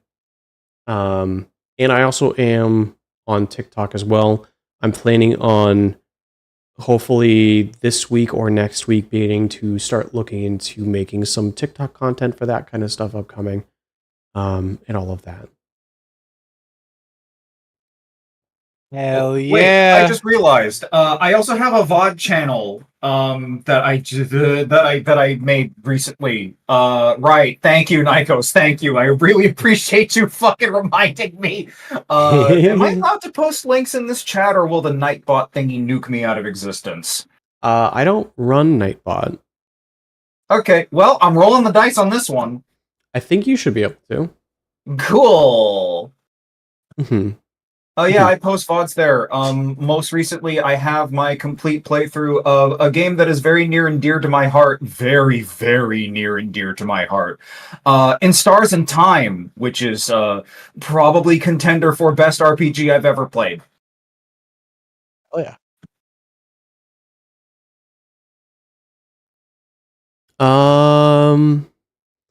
I'm gonna start looking for someone to raid. Urkel, do you know if anybody is currently live from the charity? Survey says. It is not looking good, Chief. No. It's looking like a no. There is one friend of mine that isn't associated with the charity that's still streaming right now, but I'll wait for you to cycle through your usual options first. I was gonna say, because it's Pride, I do have somebody in particular in mind. Mhm. I just want to check something real quick to see what they are doing. Looks like they are working on emotes. Somebody I've been trying to hang out and chat a lot more with. They've been a friend of the channel since my previous design, especially with it being Pride. I've been trying to show them a little bit of love this month as well. Rabbit Hound, if you guys are okay with me rating them. Sure. Yeah. You're And You hold the keys to the channel. do any of you have any closing thoughts before I get the raid launched? In honor of Pride, I have to do it. Be gay, do crime. you gay do crime. Be gay, do crime. Remember, That's right. folks, just because Pride Month comes to an end at the end of June doesn't mean it's the end of everything. We still have Wrath Month next month. Yippee! Could it be sloth month after that so I could take a nap? I know Gluttony Month usually gets assigned to like November, Yeah, so whatever it can Thanksgiving get is. slotted in somewhere. Oh, you know what? I slot Sloth Month in September because everybody's too lazy to go back to school. Based. You know the funny thing? I kind of want to do the Be Gay, Do Crime as the raid message. What do you all think? Yeah, sure. I'm down to be gay and do crime. Okay, let me get the raid started. And if you don't have my emotes, feel free to throw in whatever emotes you've got. But it's going to be Gay, Do Crime. If anybody wants extra channel points, feel free to go through with the raid. Let's show Rabbit some love. Reminder: Rabbit does use they them pronouns. Please respect that. And they are a very comfy streamer working on some art. And I hope everybody has a good rest of your day, rest of your night. I love you all. Thank you all for coming by. Tom, Urkel, Scorpy, this was a blast. I'm looking forward to interacting more through the rest of the month. And I hope everybody has a good rest of your night. You kindly. Why? Thank you. Why?